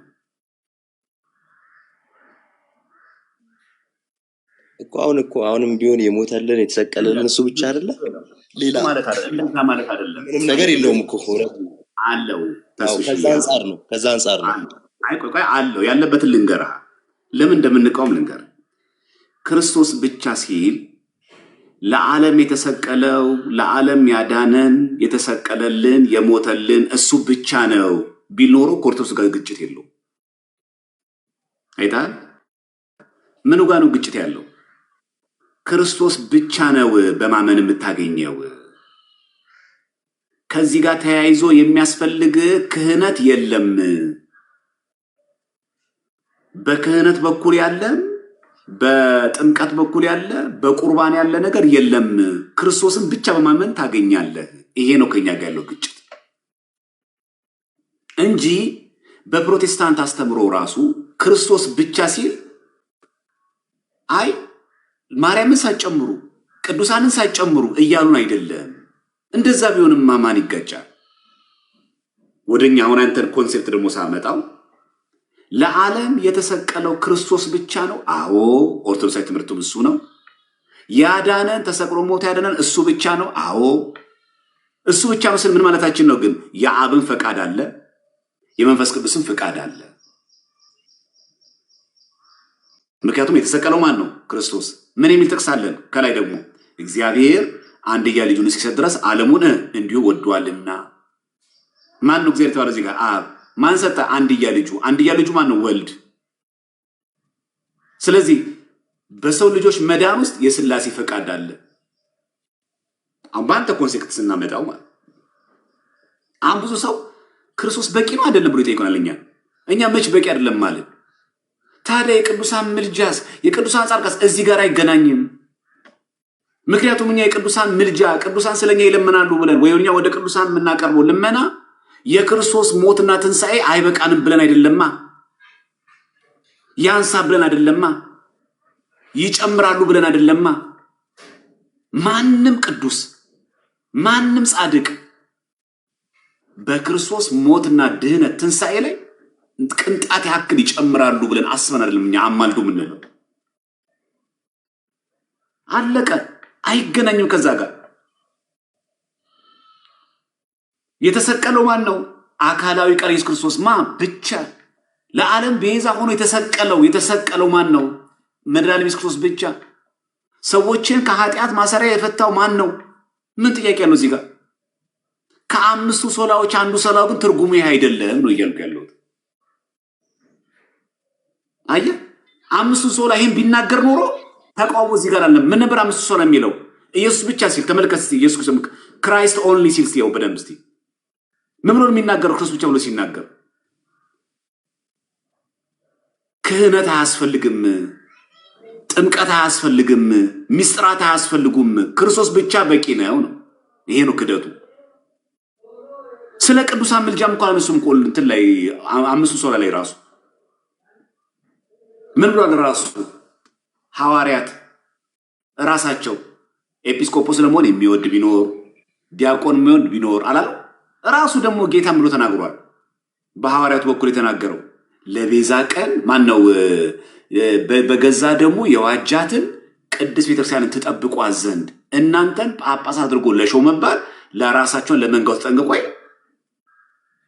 ምን ብሎ ተመልከት እዚህ ጋር ምን ቃል በቃም እንደሚል በገዛ ደግሞ የዋጃትን የሐዋርያት ሥራ ምዕራፍ 20 ቁጥር 19 ላይ 28 19 20 19 ላይ በገዛ ደግሞ የዋጃትን ቅድስት ቤተክርስቲያንን ትጠብቋት ዘንድ አይ ጠባቂ ያስፈልጋል።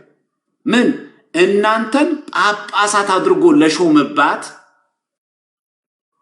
ለራሳችሁና ለመንጋው ተጠንቀቁ። ማን ነው በገዛ ደግሞ የገዛት? እርሱ ባለቤቱ ኢየሱስ ክርስቶስ ከማጋ ሆኖ ብቻውን በማን ፈቃድ? በራሱ ፈቃድ፣ በአባቱ ፈቃድ፣ መንፈስ ቅዱስ ፈቃድ። የተሰቀለው ግን ማን ነው? ስግው ቃል አንድ ክርስቶስ ብቻ። አብ ተሰቀለ አንልም፣ መንፈስ ቅዱስ ተሰቀለ አንልም፣ ማርያም ተሰቅላ አዳነች አላልንም፣ ጊዮርጊስ ተሰቅሎ ሞቶ አዳነን አላልንም። ይሄ ማለት ግን ማን ያጠምቅ ነበር? ሐዋርያት። ምን ያስፈልግ ነበረ? ጥምቀት። በሐዋርያት ስብከት ልባቸው ከተነካ በኋላ በጴንጤቆስጤ ቀን ምን የተደረገው? ሁላችሁም ንስሐ ገብታችሁ በክርስቶስም ተጠመቁ። ጥምቀት ያስፈልግ ነበር። ክርስቶስን እኮ አምነዋል። ልባቸው እኮ ተቃጥለዋል። በቂያችሁ ነው፣ በቃ የሚፈለገው ይሄ ነው፣ ኢየሱስ ብቻ በቂ ነው አላሉ። ስለዚህ እኛ ባጭሩ ኢየሱስ ብቻ በቂ አይደለም ለምንናገረው ሌሎች ቅዱሳን አሳቢ አድርገን ለማከላከል አይደለም። ተስፍሽ ተረድተኸኝ ከሆነ ሲጀመር ራሱ ኮንሰፕቱ ራሱ ከአምስቱ ብቻዎች አንዱ ብቻ ክርስቶስ ብቻ ሲል ራሱ ችግሩ እዚህ ጋር ነው ያለው። ቁርባን አያስፈልግም፣ ጥምቀት አያስፈልግም፣ ሚስጥራት አያስፈልጉም፣ ካህን አያስፈልግም፣ ክህነት አያስፈልግም። ይሄ ነው የሚናገረው። የሐዲስ ኪዳን ትምህርትን ገደል ስለሚከት ነው። አሁን ደግሞ እናንተ እንዴት አድርጋችሁ የምትቀይሩት? እንደተረዳችሁት። አሁን አንተ ሰዎች እንደተረዳው ነው እንጂ አምስቱ ሶላ ላይ እንደዛ አይናገርም። አምስቱ ሶላ ላይ ኢየሱስ ብቻውን በቂ ነው፣ ሌሎች ቅዱሳን ፍጡራን ሳይጨመሩበት ቢል ኖሮ አዎ እኛስ መቼ ይጨምሩለታልን? እንደዛ አይደለም። ኮንሰፕቱ ራሱ ሲጀመር የኮንሰፕቱ ዓላማ ክርስቶስ ብቻ ሲል ራሱ ይሄንን ነው። ከክህነት ጋር አይገናኝም። ሁላችን ካህናት ነን። አየህ ችግሩ ክርስቶስ ብቻ ብሎ መናገር። ሁላችን ካህናት ከሆንማ ለምን ይመረጣል? ዲያቆን የሚወድ ቢኖር እንደዚህ ይሁን፣ ኤጲስቆጶስ ነው የሚፈልግ እንደዚህ ይሁን። ለምን ይላባላል ታዲያ? ለምን ይሾማል? ሁሉም ካህናት ከሆኑ ለቤዛ ቀን እንትን ማን ነው በገዛ ደግሞ የዋጃትን ቅድስት ተጠብቋት ዘንድ ለምን አለ?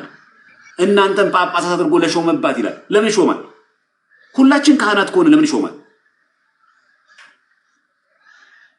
ስለዚህ ክርስቶስ ብቻ የሚለውን ቋንቋ የምንቃወመው ለዚህ ነው እንጂ እኛ ክርስቶስ ብቻ በቂ አይደለም፣ ለዓለም ሲሰቀል ሌላ ተጨማሪ አለ ወይ ደግሞ የሱ ቤዛነት ይጎዳል ብለን አይደለም። እንደዚህም አናምንም። ቅድም እኮ አሳየው። አሁን አቤቱ የሁሉ ጌታ ነህ፣ አሁን አቤቱ የሁሉ መድን ነህ፣ አሁን አቤቱ ሁሉን የምታድና አመን እኮ በቃ ጥያቄ የለውም። የምንበላው የክርስቶስ ስጋና ደም ብቻና ብቻ ነው። ነገም እሑድ ነው፣ ቀኑ 26 ነው። በቤተክርስቲያናችን በ26 አቡነ ሀብተ ማርያምን እናስባለን። ዮሴፍ የእመቤታችን ጠባቂ የነበረው እጮኛዋን እናስባለን በ26። ልክ አሁን ሉተራውያን ቅድም እንዳሳየው በቀን እንደሚያከብሩት እኛ እናከብረን አናመልክም፣ ፍጡራንን ግን እናከብራለን። ግን እሑድ ቀን ቅዳሴ ግን የክርስቶስ ስጋና ደም ብቻ ነው ያለው። ለምንድነው የማርያም ስጋ ማን ጨምረው? ከማርያም የነሳው ስጋ እኮ ነው። ለምንድነው የጊዮርጊስን ስጋ ማን በላው? ለምን የተክለ ሃይማኖት ስጋ ነው ለምን አንልም? ለዓለም የተሰቀለው ቤዛ የሆነው እሱ ነው። የሱ ስጋና ደም በቂ ነዋ። የቆረሰው ስጋ በቂ ነዋ። ያፈሰው ደሙ በቂ ነዋ። ተጨማሪ አንፈልግማ። ስለ ጉዳዩ ስለ በቂ ከሆነ ተጨማሪ ስጋ እንፈልግማ። እሺ የቅዱሳን እኮ ምልጃ አለ። በቃ ምልጃው በቂ ነው። አሁን 19 ምን ነበረ? ገብርኤል በተለይ ስፔሻሊ ገብርኤል ባለበት ደብር ሁሉ ይከበራል። በተለይም ደግሞ ቁልቢ ገብርኤልና ሐዋሳ ገብርኤል፣ ሌሎችም ገብርኤል ቦታዎች ላይ ይከበራል። ምን ነበረ ግን? ቅዳሴ። ምን ነበረ? ስጋው ደሙ የማን ነው? የክርስቶስ ብቻ። የገብርኤል አይደለም የበላ ነው።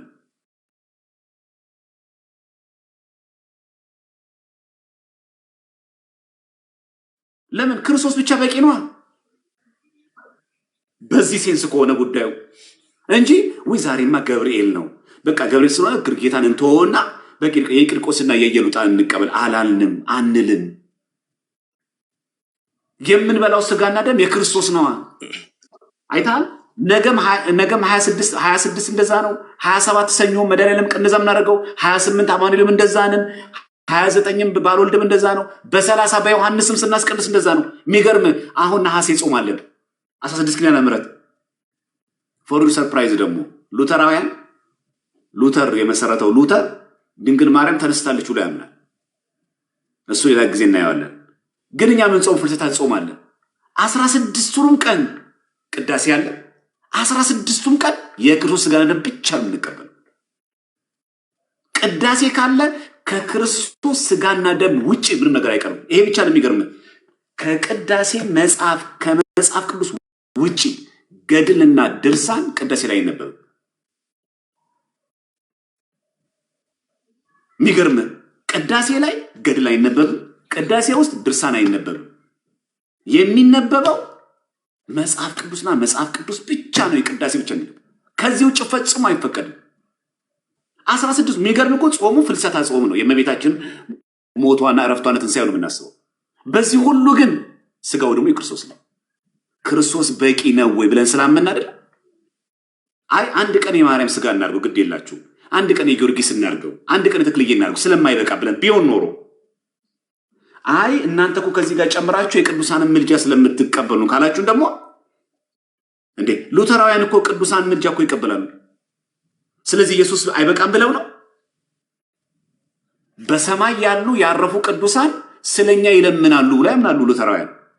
አሃ ክርስቶስ ስለማይበቃ ነው፣ የክርስቶስ ቤዛነት አይበቃም ብለው እየጨመሩ ነው። ስለዚህ በቅዱሳን ምልጃ ማመን ማለት የክርስቶስ ቤዛነት አይበቃም ማለት አይደለም። ሉተራውያን እኮ ቡክ ኦፍ ኮንኮርድ ላይ መጽሐፈ ስምምነት ላይ መላእክት ስለኛ ይጸልያሉ ብለው ያምናሉ። አሃ ክርስቶስ አይበቃም ብለው ነው። ኢየሱስ ብቻውን እኮ በቂ ነው። በቂ ከሆነ እኮ ለምን ቅዱሳን መላእክት ስለኛ ይለምናሉ ብለው ያምናሉ። ወደ መጽሐፍ ቅዱስ ደግሞ እናድርገው። ያው ከእምነት ጋር የተሰራ ነገር እንዳትሉ ዕብራውያን 1:14 ላይ ሁሉም መዳንን ይወርሱ ዘንድ አላለም ጳውሎስ? ስላላቸው የሚያገለግሉ የሚላኩ የሚያግዙ መናፍስት አይደለም። ሁሉም ይወርሱ ዘንድ መዳንን ይወርሱ ዘንድ። በዚህ አጋጣሚ ካልቪኒስት ተቆረጠ። የተመረጡት ሳይሆን ያለው ሁሉም ነው የሚለው። መዳንን ይወርሱ ዘንድ እንወርሰው ዘንድ ምን ለማገዝ አይደለም መጽሐፍ ቅዱስ የሚላኩ መናፍስት ናቸው። ስለዚህ መላእክት የሚላኩ ለምንድን ነው? መዳንን ለማገዝ ነው። አሃ የክርስቶስ ቤዛነት ስለማይበቃ ኢየሱስ ስለማይበቃ ነው የሚያግዙን። ጳውሎስ ተሳስቷል እዚህ ጋር። የቅዱሳን እርዳታ መጠየቅ ማለት የክርስቶስ ቤዛነት አይበቃም ማለት ነው። የእሱ አዳኝነት አይበቃም ማለት ነው።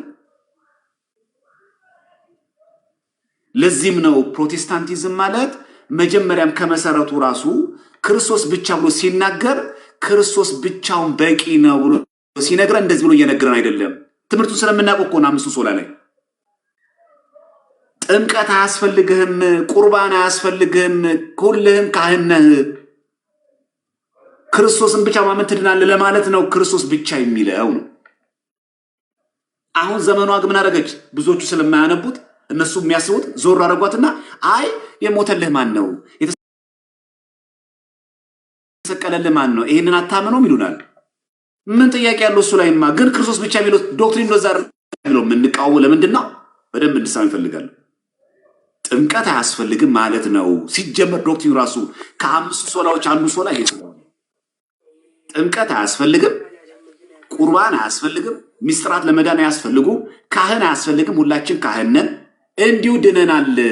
ክርስቶስ ብቻውን በቂ ነው። ጥምቀት፣ ቁርባን፣ ሚስጥራት አትበል ማለት ነው። እንደዛ ከሆነ እኮ ቁርባን አላቸው እኮ ሉተራውያን። ክርስቶስ በቂ አይደለም እንዴ? በአምስቱ ሶላ እኮ ያምናሉ። ሉተራውያን እኮ ጥምቀት አላቸው። ያውም ጥምቀት ለድህነት ብለው። ክርስቶስ ብቻውን በቂ አይደለም? በቂ ከሆነ ክርስቶስ ለምን ጥምቀት ለድህነት ብለው ያምናሉ?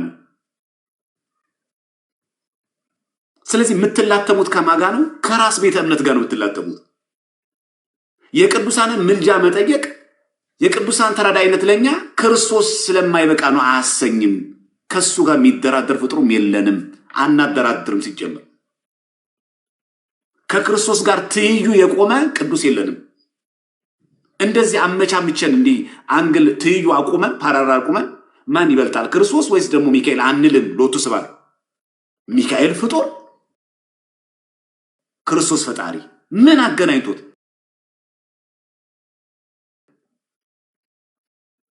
ድንግል ማርያምን ቁጭ አድርገን ከክርስቶስ ጋር አናጽር አናስቀምጥም። ድንግል ማርያም እኛ ትይዩ አላስቀምጥንም። የክርስቶስ ቤዛነት ይሻለው የድንግል ማርያም ምልጃ ብለን እንደዚህ አናስቀምጥም። የድንግል ማርያም ምልጃ የሚያገለግለው ወደ በሩ ወደ ክርስቶስ እንድንሄድ ነው። ማገዝ ነው። በቃ ቅድም ያለው ጳውሎስ ሁሉም መዳን ይወርሱ ዘንድ ለማገዝ የሚላኩ ነው የሚለው ማገዝ ነው። በሩን የሚተካ አንድ ፍጡር የለንም እኛ። የቅዱሳን ምልጃ የሚያገለግለው በሩን እንዳንስት ከትራኩ እንዳንወጣ ትራኩን ቀጥል እንድንነዳ ለማድረግ ነው እንጂ የክርስቶስ ስጋና ደም የሚተካልን ተአምረ ማርያምም የለንም። የክርስቶስን ሞትና ቤዛነት የሚተካ ፍጡርም ምልጃም የለንም እኛ ፈጽሞን የሌለን። ለምን ተቃወማችሁ ታዲያ ክርስቶስ ብቻ ለሚለው ግን ቅድም ባልኩ መሰረት ነው። ክህነትን ስለሚያገል ሚስጥራትን ስለሚያገል በዚህ መሰረት ነው ክርስቶስ ብቻ ነው የምንቃወመው እንጂ የተሰቀለው እኮ ክርስቶስ ብቻ ለማለት ፈልገን ነው ቢሉ ኖሮ ሰየው። ታዲያኛ ምን አለ? ተክለ ሃይማኖት አብሮ ተሰቀላል እንዴ? መርቆሮስ አብሮ ተሰቀላል እንዴ? ማርያም አብራ ሞተች አለን እንደኛ ወጣን እንዴ? እንደዛ በግድ ልታስመልኩን ነው እንዴ? መች ወጣንኛ? እንደዛማ ነው። ክርስቶስ ብቻ ሲባል እሱ ለዓለም መዳን በቂ ያለን ብለን አይደለም።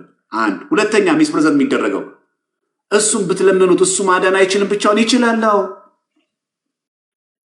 እኛ እኮ ድንግል ማርያም አማልጅ የምንላት እኮ እሱ ስለማይችል እኮ አይደለም እንዴ? ለምን ቅዱሳን መላእክተኛ ለማገዝ ይላካሉ አለ ጳውሎስ? እሱ ስለማይችል ለማገዝ። ምን አለን ሐዋርያው?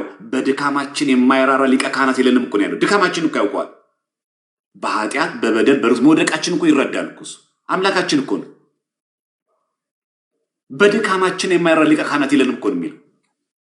ይህ ሁሉ እያለ ግን ሁሉም መዳንን ይወርሱ ዘንድ ለማገዝ የሚላኩ መናፍስት አይደሉም ምን አለ ጳውሎስ?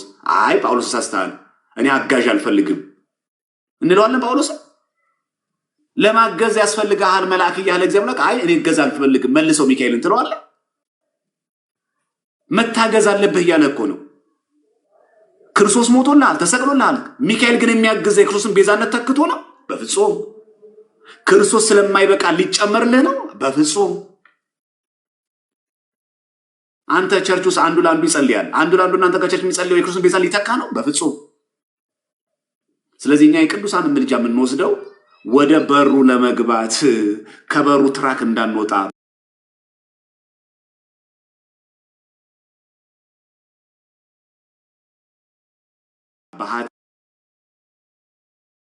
ዌልካም። አሁን ቀጥል። አመሰግናለሁኝ። ያው ስሰማ ነበረ በብዙ አሁን በነገርከኝ መሰረት ክርስቶስ ኢየሱስ ምንም አይተካውም አምላክ በኦርቶዶክስ ቤተክርስቲያን እሱ ብቻ ነው፣ ሌሎች አጋዥ ናቸው የሚል ነገር ነው ያው ስትነግረኝ የነበረው። እሱንም ነው የሰማሁት።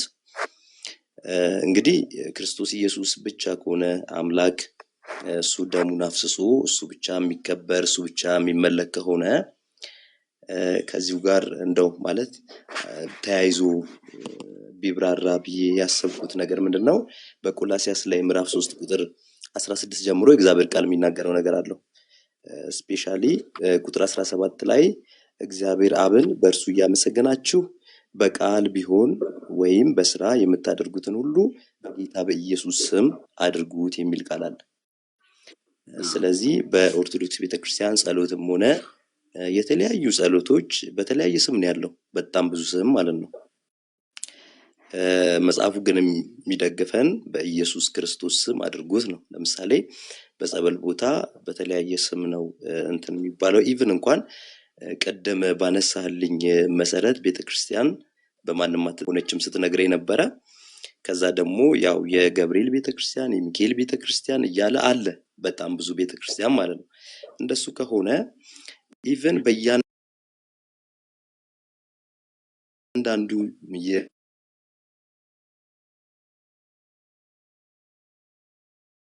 የኦርቶዶክስ ቤተክርስቲያን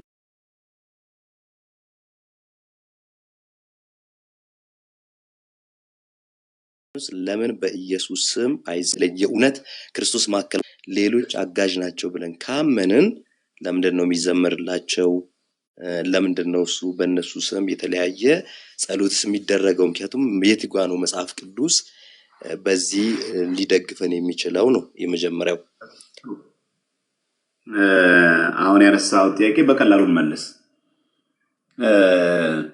የሉተራውያን የቅዱስ ሚካኤል መዝሙር እንዳለ ታውቃለህ ተስፍሽ?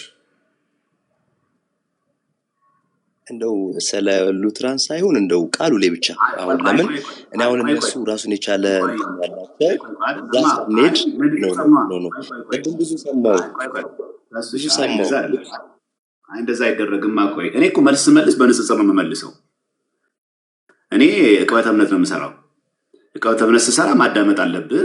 ስትሰማ ደግሞ የራስ ብቻ ሳይሆን የራስንም ማዳመጥ የሌላውን መስማት አለብህ። ሉተራውያን ለምሳሌ ሃይመን አላቸው። ኦን ኤንጅልስ አርኬንጅልስ ሚካኤል ብለው በቅዱስ ሚካኤል ስም ለቅዱስ ሚካኤል የሚዘምሩት መዝሙር አለ፣ ለቅዱስ ገብርኤል የሚዘምሩት መዝሙር አለ። መዝሙር አምልኮ ከሆነ በቅዱስ ሚካኤል ስም መዘመር ለሉተራውያን ተፈቅዶ ለኛ ሲከለከል ነው ወይስ እኛ ስናደርገው ኃጢአት እነሱ ያደርጉት ጽድቅ ሊሆን ይችላል? ይሄን ነው ወጀው እንድታናጽር ነው ያቀረብኩልህ እንጂ በእነሱ ጫማ ላይ ቆሜ ቆይ ተስፍሽ ስማኛ፣ በእነሱ ጫማ ላይ ቆሜ አይደለም እኔ የምመልሰው። ግን የእናንተ አለ ነው እያልኩ ያለሁት። ይሄን ጥያቄ እነሱን መጠየቅ እንዳትረሳ ነው። የኔን መልሳለሁ፣ ግን ይሄን መጠየቅ እነሱን እንዳትረሳ። መዝሙር ለክርስቶስ ብቻ የሚቀርበው ነው ሳለ ለቅዱስ ሚካኤል፣ ለቅዱስ ገብርኤል፣ ለቅዱሳን ለምን እንደው የምትዘምሩት? ምን አይነት ሃይመን ነው መዝሙር ነው ያላችሁ ለስ ጠይቅ ሉተራውያን። ወይስ ጥያቄው ኦርቶዶክስን ብቻ ነው የምፈልገው ነው ወይ? ከሆነ ሚዛን ያጣል። ስለዚህ ይሄን ጥያቄ እኔ ተቀብየዋለሁ እየመልስልሃለሁ። እነሱንም ግን ጠይቄ ያለ ነው ማለት ቀላል ጥያቄ መሰለኝ። ቤተክርስቲያን ባልከውም ቅድም አሳይቻለሁ የነሱ ግን የኛ ደግሞ ላሳይ በቀላል ምሳሌ። ለምሳሌ 4 ወንጌላውያን አሉ። 4 ወንጌላውያን በሰው ነው የተሰየሙት፣ ማቴዎስ፣ ማርቆስ፣ ሉቃስ፣ ዮሐንስ። ለምን የጌታ ወንጌል አይልም? የማቴዎስ ወንጌል ማለት ስለ ማቴዎስ ነው የሚያወራው ማለት ነው አይደለም። የማርቆስ ወንጌል ማለት ስለ ማርቆስ ነው የሚያወራው ማለት ነው። ስለ ጌታ ሆኖ ግን ስሙ ግን የማርቆስ ወንጌል ነው። በመጀመሪያ ቃል ነበረ፣ ቃልም በእግዚአብሔር ዘንድ ነበረ፣ ቃልም እግዚአብሔር ነበር። ይሄን የመሰለ ሚስጥረ ሥላሴን ሚስጥረ ሥጋዌን እያብራራ ግን የዮሐንስ ወንጌል ይባላል። ለምን የጌታ ወንጌል አይልም? ለምን የኢየሱስ ወንጌል አይልም? ለምን በሐዋርያት ስም ይጠራል? ለምን በፍጡራን ስም ይጠራል? የጳውሎስ 14 መልእክታት አሉ። መልእክቱ የመንፈስ ቅዱስ ሆኖ ሳለ ከግሉ አለመነጨም፣ ከስጋና ከደም አልተናገረም። ጳውሎስ የጌታን ቃል ነው የሚናገረው። የመንፈስ ቅዱስ መልእክት ወደ ቆሮንቶስ ሰዎች አይልም። የጌታ መልእክት ወደ ገላትያ ሰዎች አይልም። የጳውሎስ መልእክት ወደ ገላትያ ሰዎች፣ የጳውሎስ መልእክት ወደ ሮሜ ሰዎች፣ የጳውሎስ መልእክት ወደ ዕብራውያን ሰዎች። ለምን ጳውሎስ የሚሰየው?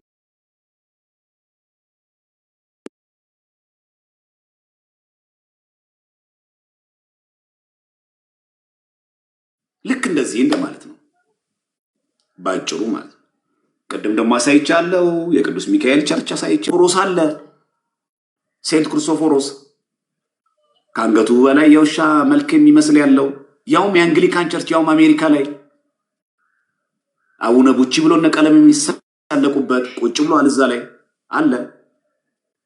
እነዚህ ሰዎች ጣዖት አምላኪያን አይደሉም፣ ያ ፕሮቴስታንት ብለው የሚያምኑ ናቸው። ስለዚህ እኛ መታሰቢያነቱ ለቅዱሳን ሆኖ ልክ የሚታረገዋለ ድምፅ አለ ህፃን ልጅ መሰለኝ ለመታሰቢያነቱ ለቅዱሳን ሆኖ ቅዱሳን ግን መታሰቢያነታቸው ቢሆንም እዛ ቤት የሚመለከው የሚጠራው ግን የክርስቶስ ስም ነው። የክርስቶስ ትምህርት ነው የሚነገርበት ቤቱ ማለት ነው። ከመዝሙር ጋር በተያያዘ ቅድም በጌታ በክርስቶስ ስም አድርጉት ነው። ሁሉም የኛ ቤት እኮ ስም እኮ በክርስቶስ ስም ነው የሚጀምረው። ለምሳሌ ከዚህ እንጀምር። ሁሉም ጸሎታችን በዛ ነው የሚጀምረው። ከውዳሴ ማርያም ማሳያለሁ፣ ከዚህ ማሳያለሁ። እስቲ የትኛው ነው በጌታ በክርስቶስ ስም ያልጀመርነው? እሺ ላሳየ። ምክንያቱም ቆላሲስን የጠቀስክልኝ አንተ ቆላሲስን ስጠቅስልኝ ብለን የጠቀስክልኝ ሁሉን በክርስቶስ ኢየሱስ ስም አድርጉ የሚለው አይደል? እሺ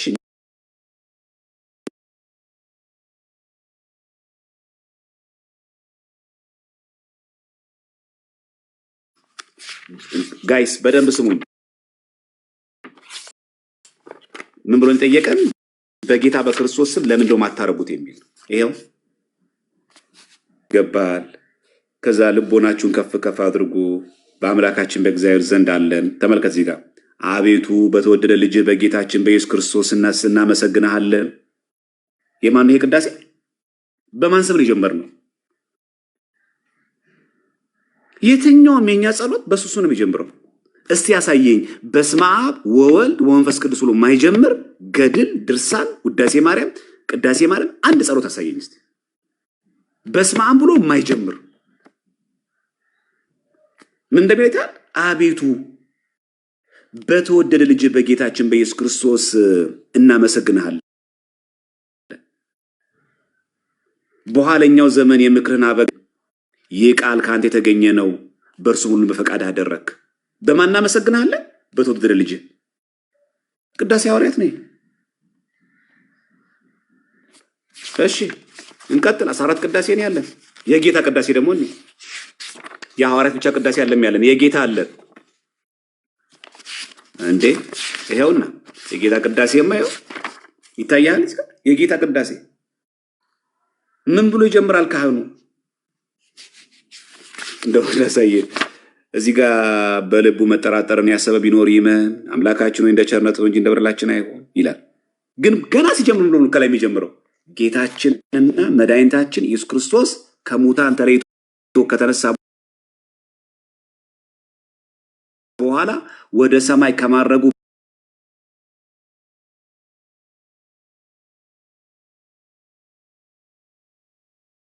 በፊት ለሐዋርያት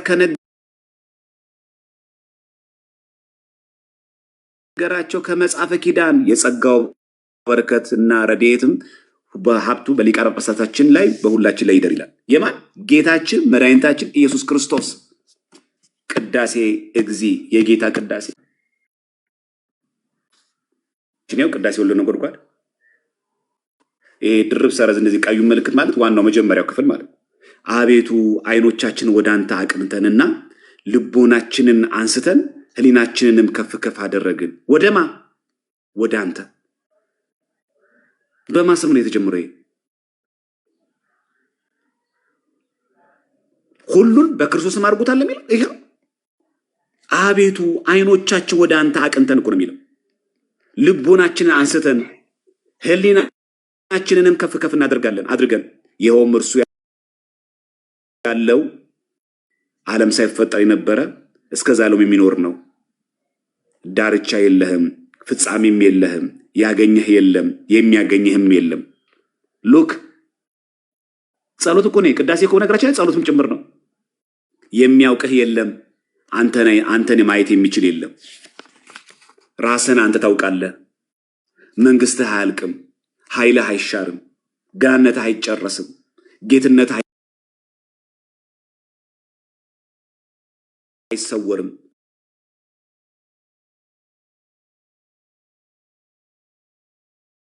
አንተ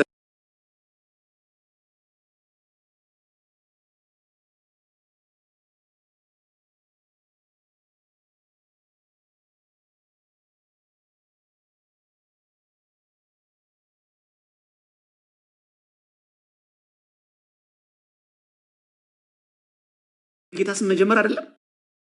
አንድ ሁለት ምሳሌ ሰጥተን ሌላው የተሸፈነ ነው። ቅዳሴ ማርያም ደግሞ ይኸው የማርያም ደግሞ ያ እየዘል እንዳይመስል እግዚአብሔር ከሁላችሁም ጋር ካለ በኋላ ልቦና የበጎ ነገርን አወጣ ይላል። ልቦናዬ በጎ ነገርን አወጣ ልቦናዬ በጎ ነገርን አወጣ። እኔስ የማርያምን ቅዳሴ እናገራለሁ፣ በማብዛት አይደለም በማሳነስ ነው እንጂ። እኔስ የድንግልን ውዳሴ እናገራለሁ፣ መዘንጋት ባለበት ቃል ማስረዘም ያለ በማሳጠር ነው እንጂ ካለ በኋላ እኔም የድንግልን ጋነት እናገራለሁኝ። ዛሬ በዚች ቀን በፍቅርና በትህትና ግሩም በሆነ በሚሆን በዚህ ምስጢር ፊት እቆማለሁ። በዚህ ማዕድና ቁርባን ፊት መንፈሳቸውን ያረከሱ ሰዎች ከእርሱ ሊቀምሱት የማይቻላቸው በእውነት ቁርባን ነው። ምኑ ቁርባን ምኑ ነው? ስጋ ወደሙ። ከብሉይ ሲለየው ተመልከት።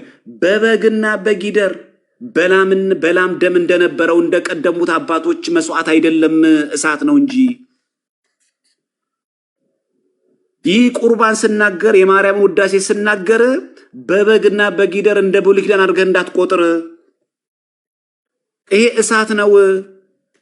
ፈቃዱን ለሚሰሩ ልቦናቸውን ላቀኑ ሰዎች የሚያድን እሳት ነው። ስሙን ለሚክዱ ለአመፀኞች ሰዎች የሚባላ እሳት ነው። ምኑ?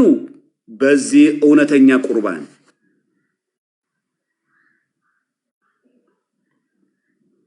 ኢቭን ማርያምን ራሱም እንደሚላት ተመልከት። እናመልክሽ ለለሻለኝ ይላታል እዚህ ጋር። ማርያም ወይ ስለዚህ እንወድሻለን እናመልክሻለን አይልም። ከፍ ከፍ እናደርግሻለን። ለምን? እውነተኛ የጽድቅ መብልን እና እውነተኛ የሕይወት መጠጥን ወልደሽልናልና ምንወድሽ ለዚህ ነው።